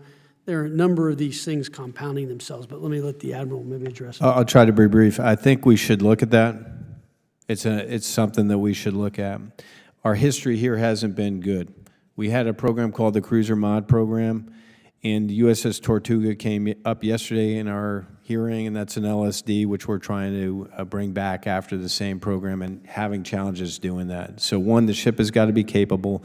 Two, I've got to produce a ship that I'm confident can sail underneath the Secretary's leadership and do what our country needs it to do. So it would have to meet those conditions. Not to get political, but I tell you, we have about 16 million Americans out there that could be ship workers if they get off their butts and actually go back to work. That's one of the problems we have. We're trying to motivate them to do exactly that. Mr. Commandant, the Marine Corps has led the way and the only service to actually pass their audits in the last several years. What's your secret, and how could other services do better to copy the Marine Corps model to actually lead the way and be successful in the future of the way we manage our services? Well, sir, thanks for that question. We passed the last 2 audits, and we'll continue to pass them. Frankly, it's a culture. It starts at boot camp. It starts at your first unit. You're issued a shelter half, 5 tent pins, 3 tent poles, and a guide wire. And when you leave the unit, you turn in a shelter half, 5 tent pins, 3 tent poles, and a guide wire, or you get your butt down to Saigon Sam's and you buy that because you are responsible for it. And we have individual accountability. You're accountable for your cleaning gear for your M16. You're accountable for your shelter half. And it starts and ends there. It's just 100% accountability. I'm out of time, but I think accountability is what government can learn from. God bless you. Semper Fi, gentlemen. Gentleman yields back, Chair, and I recognize the gentleman from California, Mr. Whitesides. Thank you, Mr. Chairman. I'd like to thank all 3 of you for being here today at a time when our main pacing threat is investing heavily in their own Navy, and the war in Ukraine is providing a forecast of what the future of state v. state warfare looks like. The 3 of you have especially pressing tasks, and I'm glad that this committee has the opportunity to discuss these issues with you today. I'd like to start by discussing recent reports that there is an effort within other elements of the Department of Defense to cancel the FA-XX program in favor of increased investment in the newly announced F-47. To me, that's the latest in a series of efforts to put all of our resources towards one solution. And I'll say to you what I said to your colleagues in the Air Force last week. It's important to pose multiple challenges for our adversaries. It's important to build multiple layers into our defenses. And so I remain concerned that pulling resources from the development of a next-generation Navy fighter in favor of a single Air Force fighter is both short-sighted and dangerous. With that in mind, Admiral Kirby, does the Navy still have a need for a next-generation fighter? In my opinion, we do. In addition to unmanned aircraft in the future, it's a thing we call air wing of the future. So MQ-25 is an unmanned tanker. I believe we need a manned 6th-gen fighter. We're not ready to make that pivot, but there is a place for unmanned aircraft for us in the future. Yeah, I would agree with that. Do you believe that industry can support the development of that next-generation Navy fighter? It's probably not I don't have an opinion on that because I haven't studied that, but my opinion is the Navy needs that fighter. Great. Secretary Phelan, in your testimony, and Admiral Kirby, in your testimony, you refer to the importance of bolstering the maritime industrial base, and I couldn't agree with you more. Our shipbuilding industry faces challenges that our rivals do not, and we have to make serious progress or risk falling irretrievably behind. There are myriad challenges that need to be overcome, but I want to focus now on workforce. Every time I speak with anyone in the defense industry, they bring me their concern about the future of the workforce. As a generation of skilled tradesmen and women retire, they're worried that they won't have the means to replace them. I have the privilege to represent 2 outstanding community colleges, Antelope Valley Community College and the College of the Canyons. I also represent the innovative defense companies and defense development facilities like Plant 42 and Skunk Works. They all agree on one thing: if these schools could graduate double the number of STEM or skilled trades graduates, our defense industrial base would employ them faster and would use them. So with that in mind, Secretary Phelan, can you describe the steps that the Department of Navy is taking not only to bolster its recruitment and retention efforts for service members, but particularly to support the educational institutions who are training the skilled tradesmen and women our defense industrial base relies on?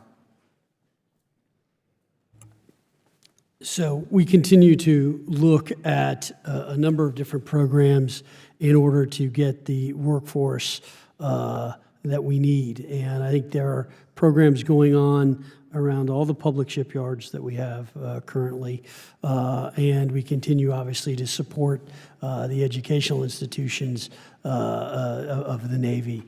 I think this is something that we are really trying to figure out what is the best mechanism to transfer that skill set. Because one of the things I'm learning when I visit with workers is the training that they're getting in some of these places is not as good as when they get to the yard. And we have to make sure we translate that better. And I think that is one of the key things we're still trying to figure out. And I look forward as we get that sorted to go there. If I could, thank you, Mr. Secretary. I do want to cite an effort that happened in Representative Kagan's state. It's in Danville, Virginia, where they set up an additive manufacturing center of excellence. It's got many components. I'll just talk about the one component where they're working on 5 different disciplines. So it's additive manufacturing, welding, non-destructive testing, QA, and a thing called CNC, which is subtractive manufacturing. People go to those schools for 16 weeks, 8 hours a day, and they conduct 3 sections. At full bore, that system will produce 900 people a year to go in the defense industrial base with a 90% placement. That is a great model for us. That's fantastic. And we have similar programs in the Antelope Valley around composite manufacturing. I think that is one of the pathways to the future. Thanks for your time. I yield back. Gentleman yields back. Chair, and I recognize the gentleman from Virginia, Mr. McGuire. Thank you, Mr. Chairman. Thank you to our witnesses. Good to see everyone again. And again, we wouldn't have a country without our men and women in uniform. Thank you. Your job is super important. And that was a great segue because Danville, Virginia, ATDM is in my district. So Admiral Kilby, in late April, you actually visited the Accelerated Training in Defense Manufacturing ATDM Summit at the Institute for Advanced Learning Research, IALR, in my district, Danville, Virginia. And during a Defense Appropriations Subcommittee hearing, you highlighted the value of the additive work being done at ATDM. And as you said, they do additive and subtractive. You have a quote. I have a quote here from you. It says, "This part was produced in Danville, Virginia. It is a part required to fix a helo hangar door. When we went to go look at how to make that part, or if it was available in the stock system. It was not. It would have taken 40 weeks to make that part, this part through the traditional means. But Danville made that part in 19 days.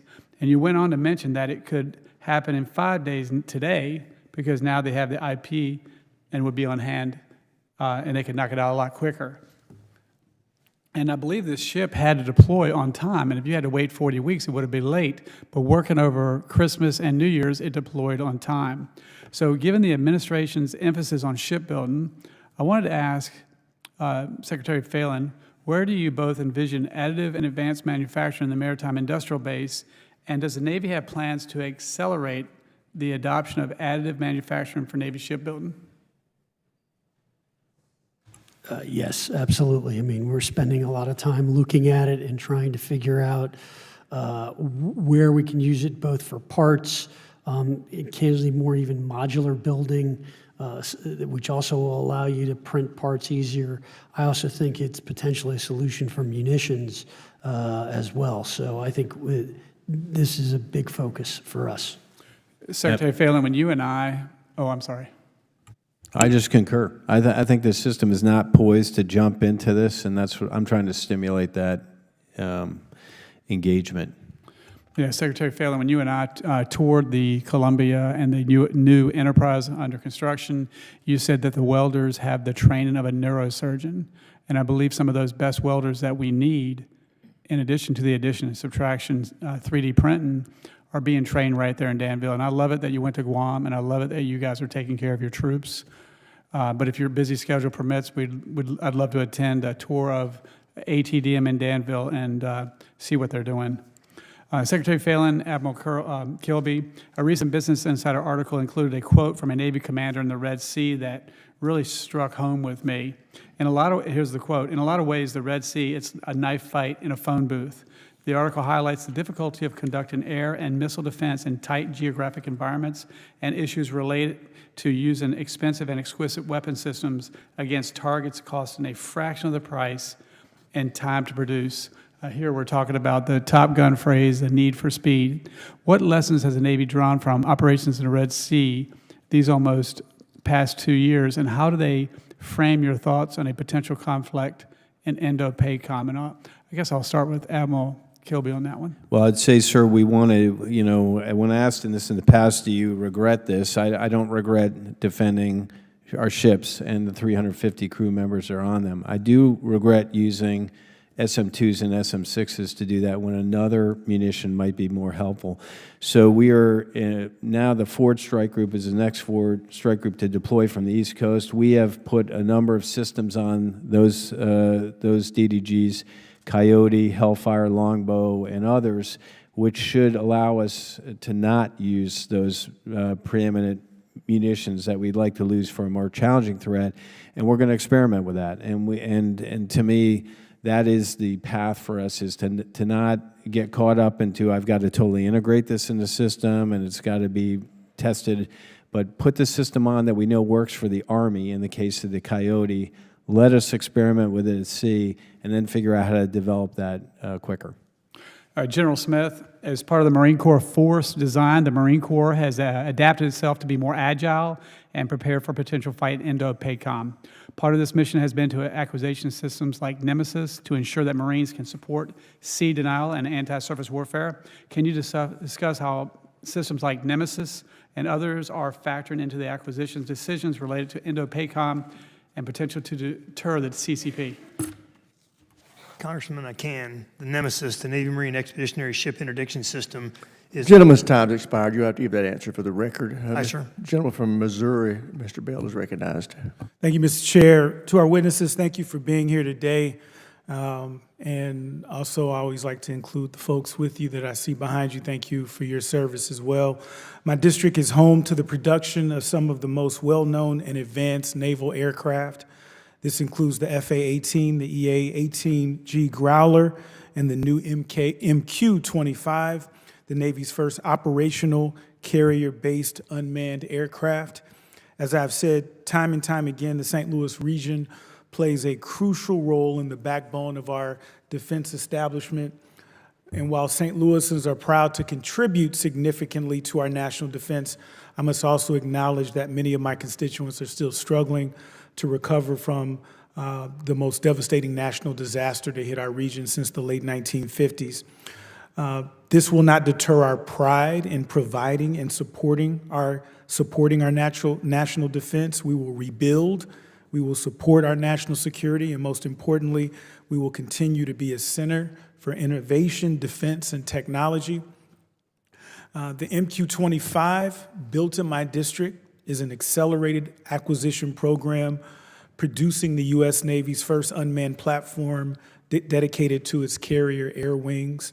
The MQ-25 is slated for initial operational capability in 2026, and among many critical programs it will be used for, it will participate in refueling missions extending the strike radius of FA-18 Super Hornets and F-35Cs to beyond 1,000 nautical miles.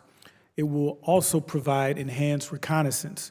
Secretary Phelan and Admiral Kilby, would you agree that the MQ-25 is a critical capability for the future of the carrier, air wing, and overall naval operations? I agree. Short and sweet, I'm good with that. Agree. Given the current plan to procure 3 MQ-25s, wouldn't adding a 4th aircraft in FY26 further enhance naval readiness and operational flexibility, particularly in preparation for potential contingencies in the Indo-Pacific region? Yeah, it will. We want to get that aircraft out there as soon as possible. We want to integrate it with the air wing. That is, not only does it do all the missions you described, but it also has a secondary benefit in that it trains our apparatus to do unmanned and manned flight ops at the same time. So there's a thing there that we have to really get through, and I believe that'll be almost a dam breaker. Once we figure that out, we'll be able to introduce capability much faster, whether it's sensing, reconnaissance, or potentially even lethality from a munitions perspective. But MQ-25 is the key for us. Secretary, anything? Did you associate yourself with those remarks, or agree, disagree?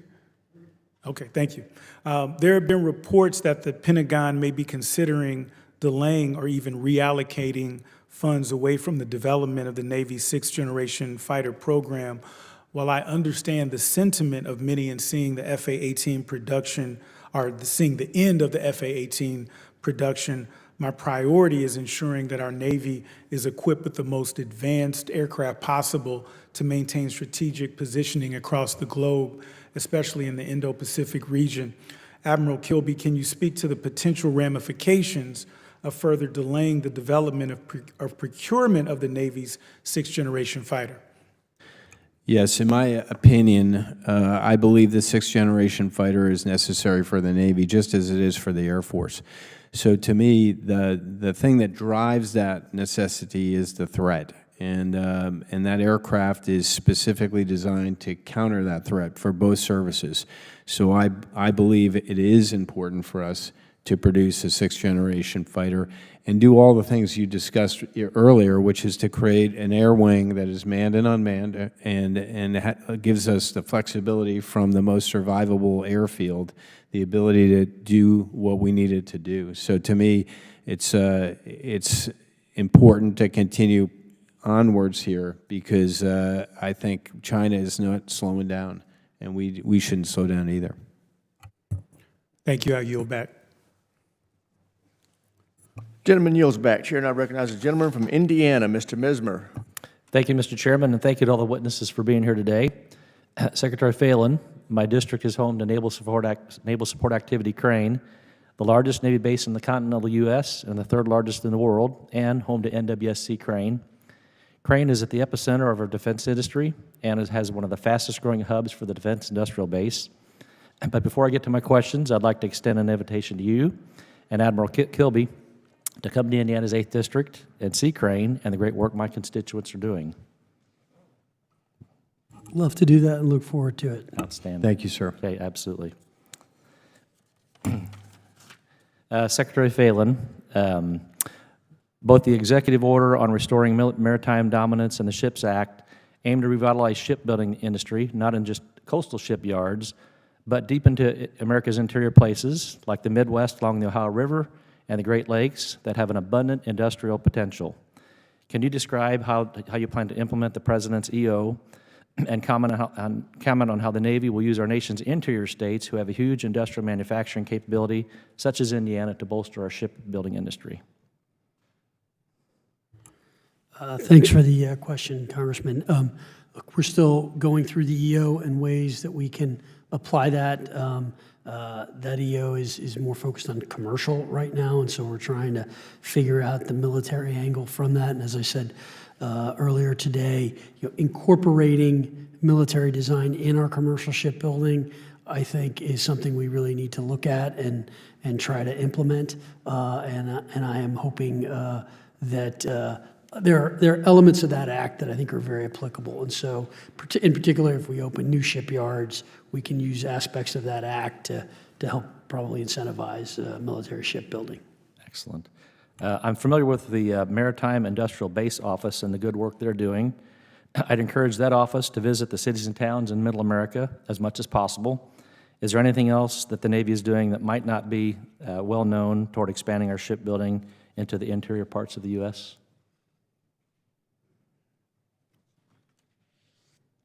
I had a conversation with Rep. Capter and recommended to her, again, the things I think we could do. I described with this one site in Danville. I think we need many Danvilles, and Illinois would be a great place to instantiate that.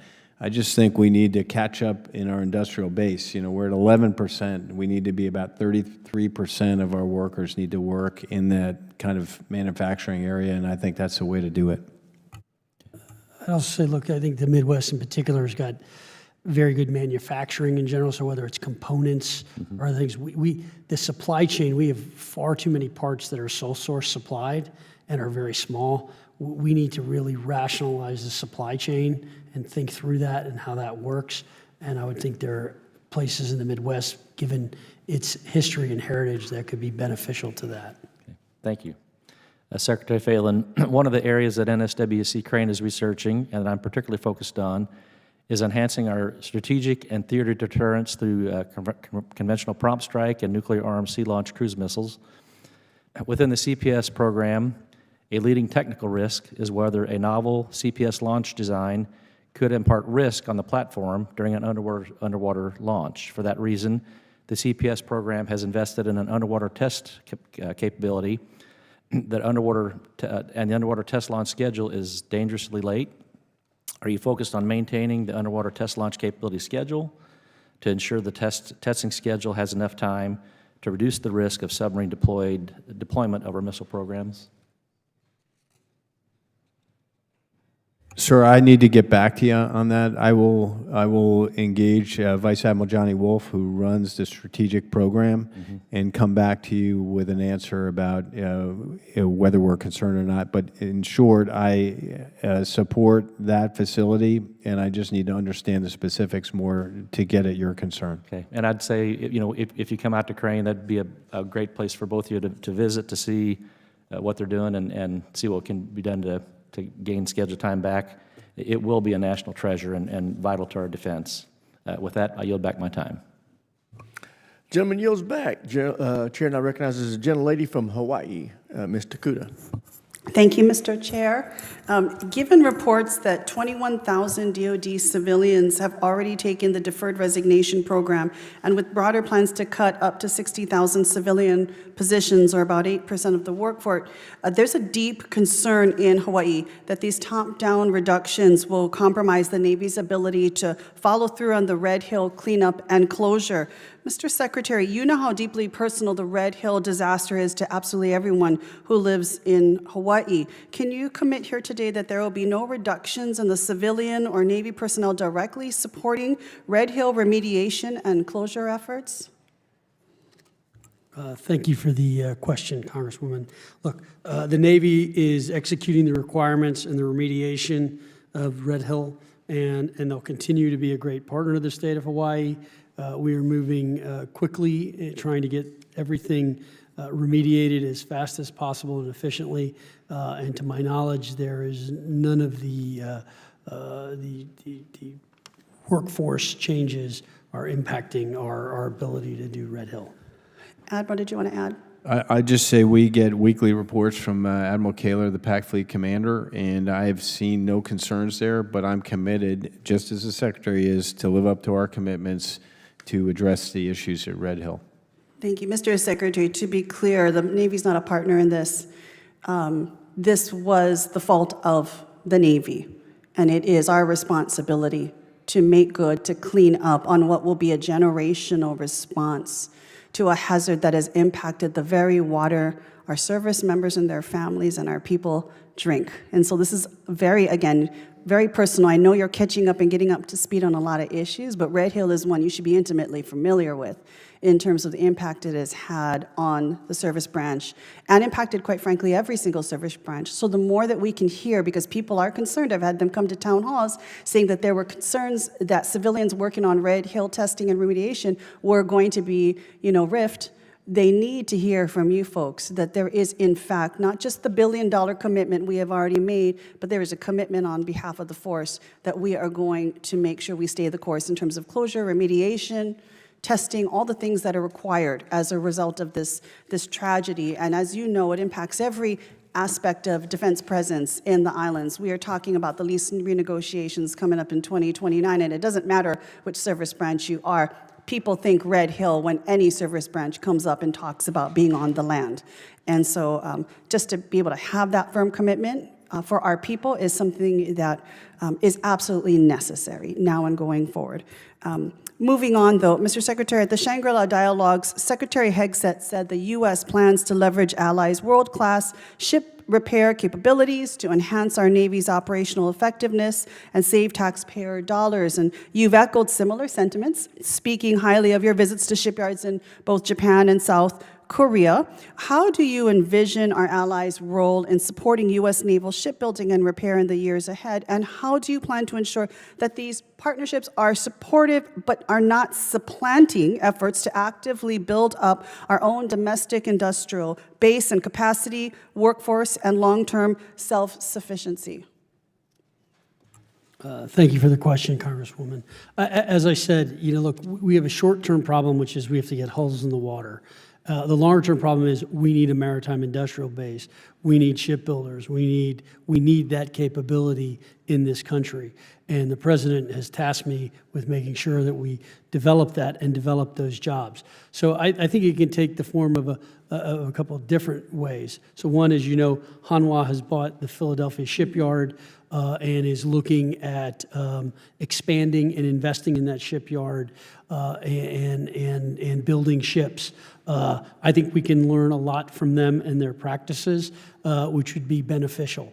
At the same time, I also think there's potential for foreign shipyards to do some repair and maintenance work for us. Bringing ships all the way back from the Indo-Pacific may not always make the most sense, particularly in times of enhanced conflict or when things are a little spicier, as I like to call it.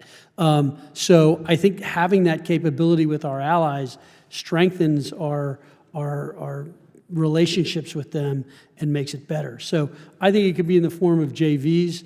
I think it can be the form of them investing here. I think it could be the form of us investing over there as well. But we will need to build that capability out. Thank you. I know I'm out of time, but please let us make sure we balance it so that we are also investing in our domestic capacity, the civilian workforce we have in all of our shipyards to both repair and build as well here locally at home. Thank you, Mr. Chair. I yield back. Gentleman yields back. Chair now recognizes a gentleman from Wisconsin. Mr. Thank you, Norton. Mr. Chairman. Mr. Secretary, nice to see you. Admiral Kilby, General Smith. Hey, I just want to philosophically talk about something quick, and I've got some real questions. So when the Empire of Japan attacked Pearl Harbor, they did it with the airplanes, and they targeted the battleships, the capital ships, thinking that would end the war. They didn't realize that how they attacked what they thought was going to be the significant asset was not. It was the thing they attacked it with. And I think maybe we're kind of looking at things not from the 21st century at this point, Because there's hypersonic missiles that our adversaries have that we have no defense against. And one of those singly is a ship killer. But you can't sink an island. So when we're looking at how we're going to lay all this stuff out, I encourage you guys to really look at our forward islands. You referenced that just a second ago about the material readiness of our vessels, but also fortifying Guam, making sure they have everything they possibly need, other islands in the Marianas, places that are farther forward that can't be sunk by a missile. So that just, I would encourage you to do that. The chairman has led this incredible series of committee hearings about this defense acquisition process, and the one thing that we all agree on, Republicans and Democrats, is that it's broken. And let me just tell you how bad this has gotten.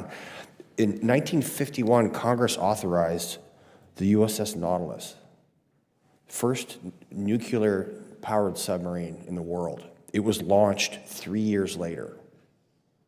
So from Congress saying build a nuclear submarine, 3 years later, the hull went in the water, and then in 1955, it was under the ice cap, right?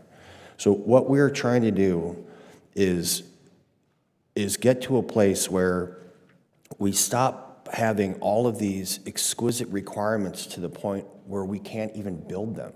We had some shipbuilders here, and they said that the requirements that are being handed by many of the services are at a place where the technologies simply don't exist. Even if we had the welders, they can't actually meet the requirement. So I'd encourage you guys and gals, when you're looking at stuff, to say, figure out when is enough. Enough is enough. And then the last thing, I just want to ask you one thing here. There's 5 soft truths, the 5th one being most special operations require non-soft support. And when you guys are having these discussions, and I fully agree with making you guys a more lithe service, nimble and responsive, I just don't want you to forget my soft brothers when we're talking about removing platforms, because, SEALs don't fly refuelers, and we don't drive ships. And honest to God, Admiral, that's a great thing. We don't drive them because we'd wind up in the rocks and the liquor cabinet would probably be empty. But so I want to make sure that you guys are taking into account our special operations component commanders and that they have a seat at the table. So Secretary Phelan, can you tell me with certainty that our special operations component commands across all the services, because they depend on these platforms, have an actual seat at the table and their voices are heard by you guys? Congressman, yes, thanks for the question. Look, I think it's critical, and I think the services, both MARSOC and SEALs and Naval Special Warfare. I was at SDV-1 on my way back from Guam, so I spent some time with that team and see some of the things they're doing and the capabilities they have, and it's very good. And same thing with MARSOC in Camp Lejeune is doing some very, very good and excellent work. So I think SOCOM, Special Ops, has a unique role and has a big multiplier effect for what they do, and we'll have a seat at the table and part of that whole force structure. Well, thank you very much. And Mr. Chairman, with that, I yield back. I thank the gentleman. The chair now recognizes the gentleman from Virginia, Mr. Vindman. Thank you, Mr. Chair. Secretary Phelan, Admiral Kilby, General Smith, thank you for testifying today. I have the privilege of having both a Navy and a Marine installation in my district. I have Quantico, the crossroads of the Marine Corps, and I have Dahlgren, which is really a gem that most people have not heard of, but has national level exquisite capabilities. And so, General Smith, I had the opportunity to observe Marines testing offensive drone platforms in my district in Quantico last week, and it was an impressive demonstration of tactical innovation. It's actually, I think the Marines are the first ones and the only ones that are testing offensive drones in the country on ranges. And some of these included commercial off-the-shelf products that were highly affordable, and I appreciate the focus of your testimony on the Marine Air Defense Integrated System, MADIS. You explained that we currently have the ability to neutralize threats from Group 3 to 5 UAS, but we only have the ability to disrupt Groups 1 to 3 UAS. We saw the Ukrainians successfully demonstrate in Operation Spiderweb. These small commercially available drones, especially Groups 1 and 2, pose an escalating and asymmetric threat to U.S. forces. how do we ensure that our forces have the capability to neutralize, not just disrupt these drones at the squad or platoon level? Well, sir, you've hit on a challenge that we still don't have an answer for. We're looking for that solution. We're constantly innovating. We're looking at drone-on-drone strikes, which is like hitting a bullet with a bullet, which is difficult. But we're looking at some technological means to knock the drone out of the sky in terms of disassociating it from its operator, making it go to full autonomy mode, and then getting into that autonomy mode and disrupting that. So we really don't have a solution yet, but it is something that we are looking for. Yeah, so in that scenario, if there was a GPS-hardened swarm of drones, low-cost drones, launched against a forward-deployed Marine element, those Marines would not today be able to defeat that threat. Is that accurate? In this classified setting, sir, I would say that is partially accurate. We have systems that are designed to bring down drones, but they're unsatisfying if you're a young Lance Corporal. Yeah, so I would say, obviously nobody has a solution to this, but the best test bed and probably the most innovations in this we're seeing in the European theater in Russia and Ukraine. And they have been fighting drone war for the better part of the last year and a half, certainly, although drones have been on the battlefield since the start of certainly the major invasion. And I'm concerned from both an offensive and defensive perspective. I mean, our installations are frankly not protected right now, and there are some things that Congress can do to help in that regard. I think 130I regulations and other things, I would love to see how we can help, how Congress can help, how we can break the logjam in this context. And I truly believe what we're seeing right now is sort of a revolution in warfare, certainly in land warfare, as profound as the introduction of a machine gun in World War I or aircraft carrier in World War II.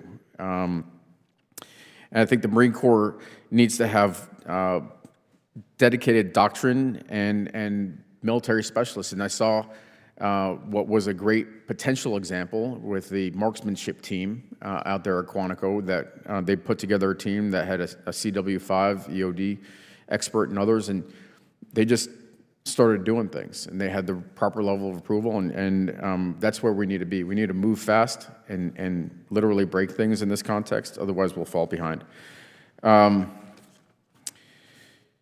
Admiral Kilby, again, Dahlgren is in my district, and I think that the Navy needs a similar doctrine. I mean, we've seen some of this in the Ukraine context, in the Black Sea. What do we need to do? How do we invest in this unmanned systems in the naval context? Thanks for the question. I agree with you about Dahlgren. I was stationed there for 18 months. There is a unique group of individuals there and an expertise that's maybe not known by others. I think we just need to experiment. And our area of non-traditional sea denial is an area where we're investing in unmanned air, surface, and undersea vessels to bring an effect to bear. And I just think we need to continue there, sir. I recognize I'm short on time. Thank you. I yield back. Gentleman yields back. Thank you very much for your service to our nation, for your attendance here. It's been very helpful. Our Defense Department faces some enormous fiscal challenges and structural challenges. None are greater than what's on your shoulders with our nuclear submarines and our shipbuilding challenges. So just know that we want to be a partner with you. So as soon as you can come up with a path forward, please share it with us so we can try to help you move down that path in a successful way. And with that, this hearing is adjourned.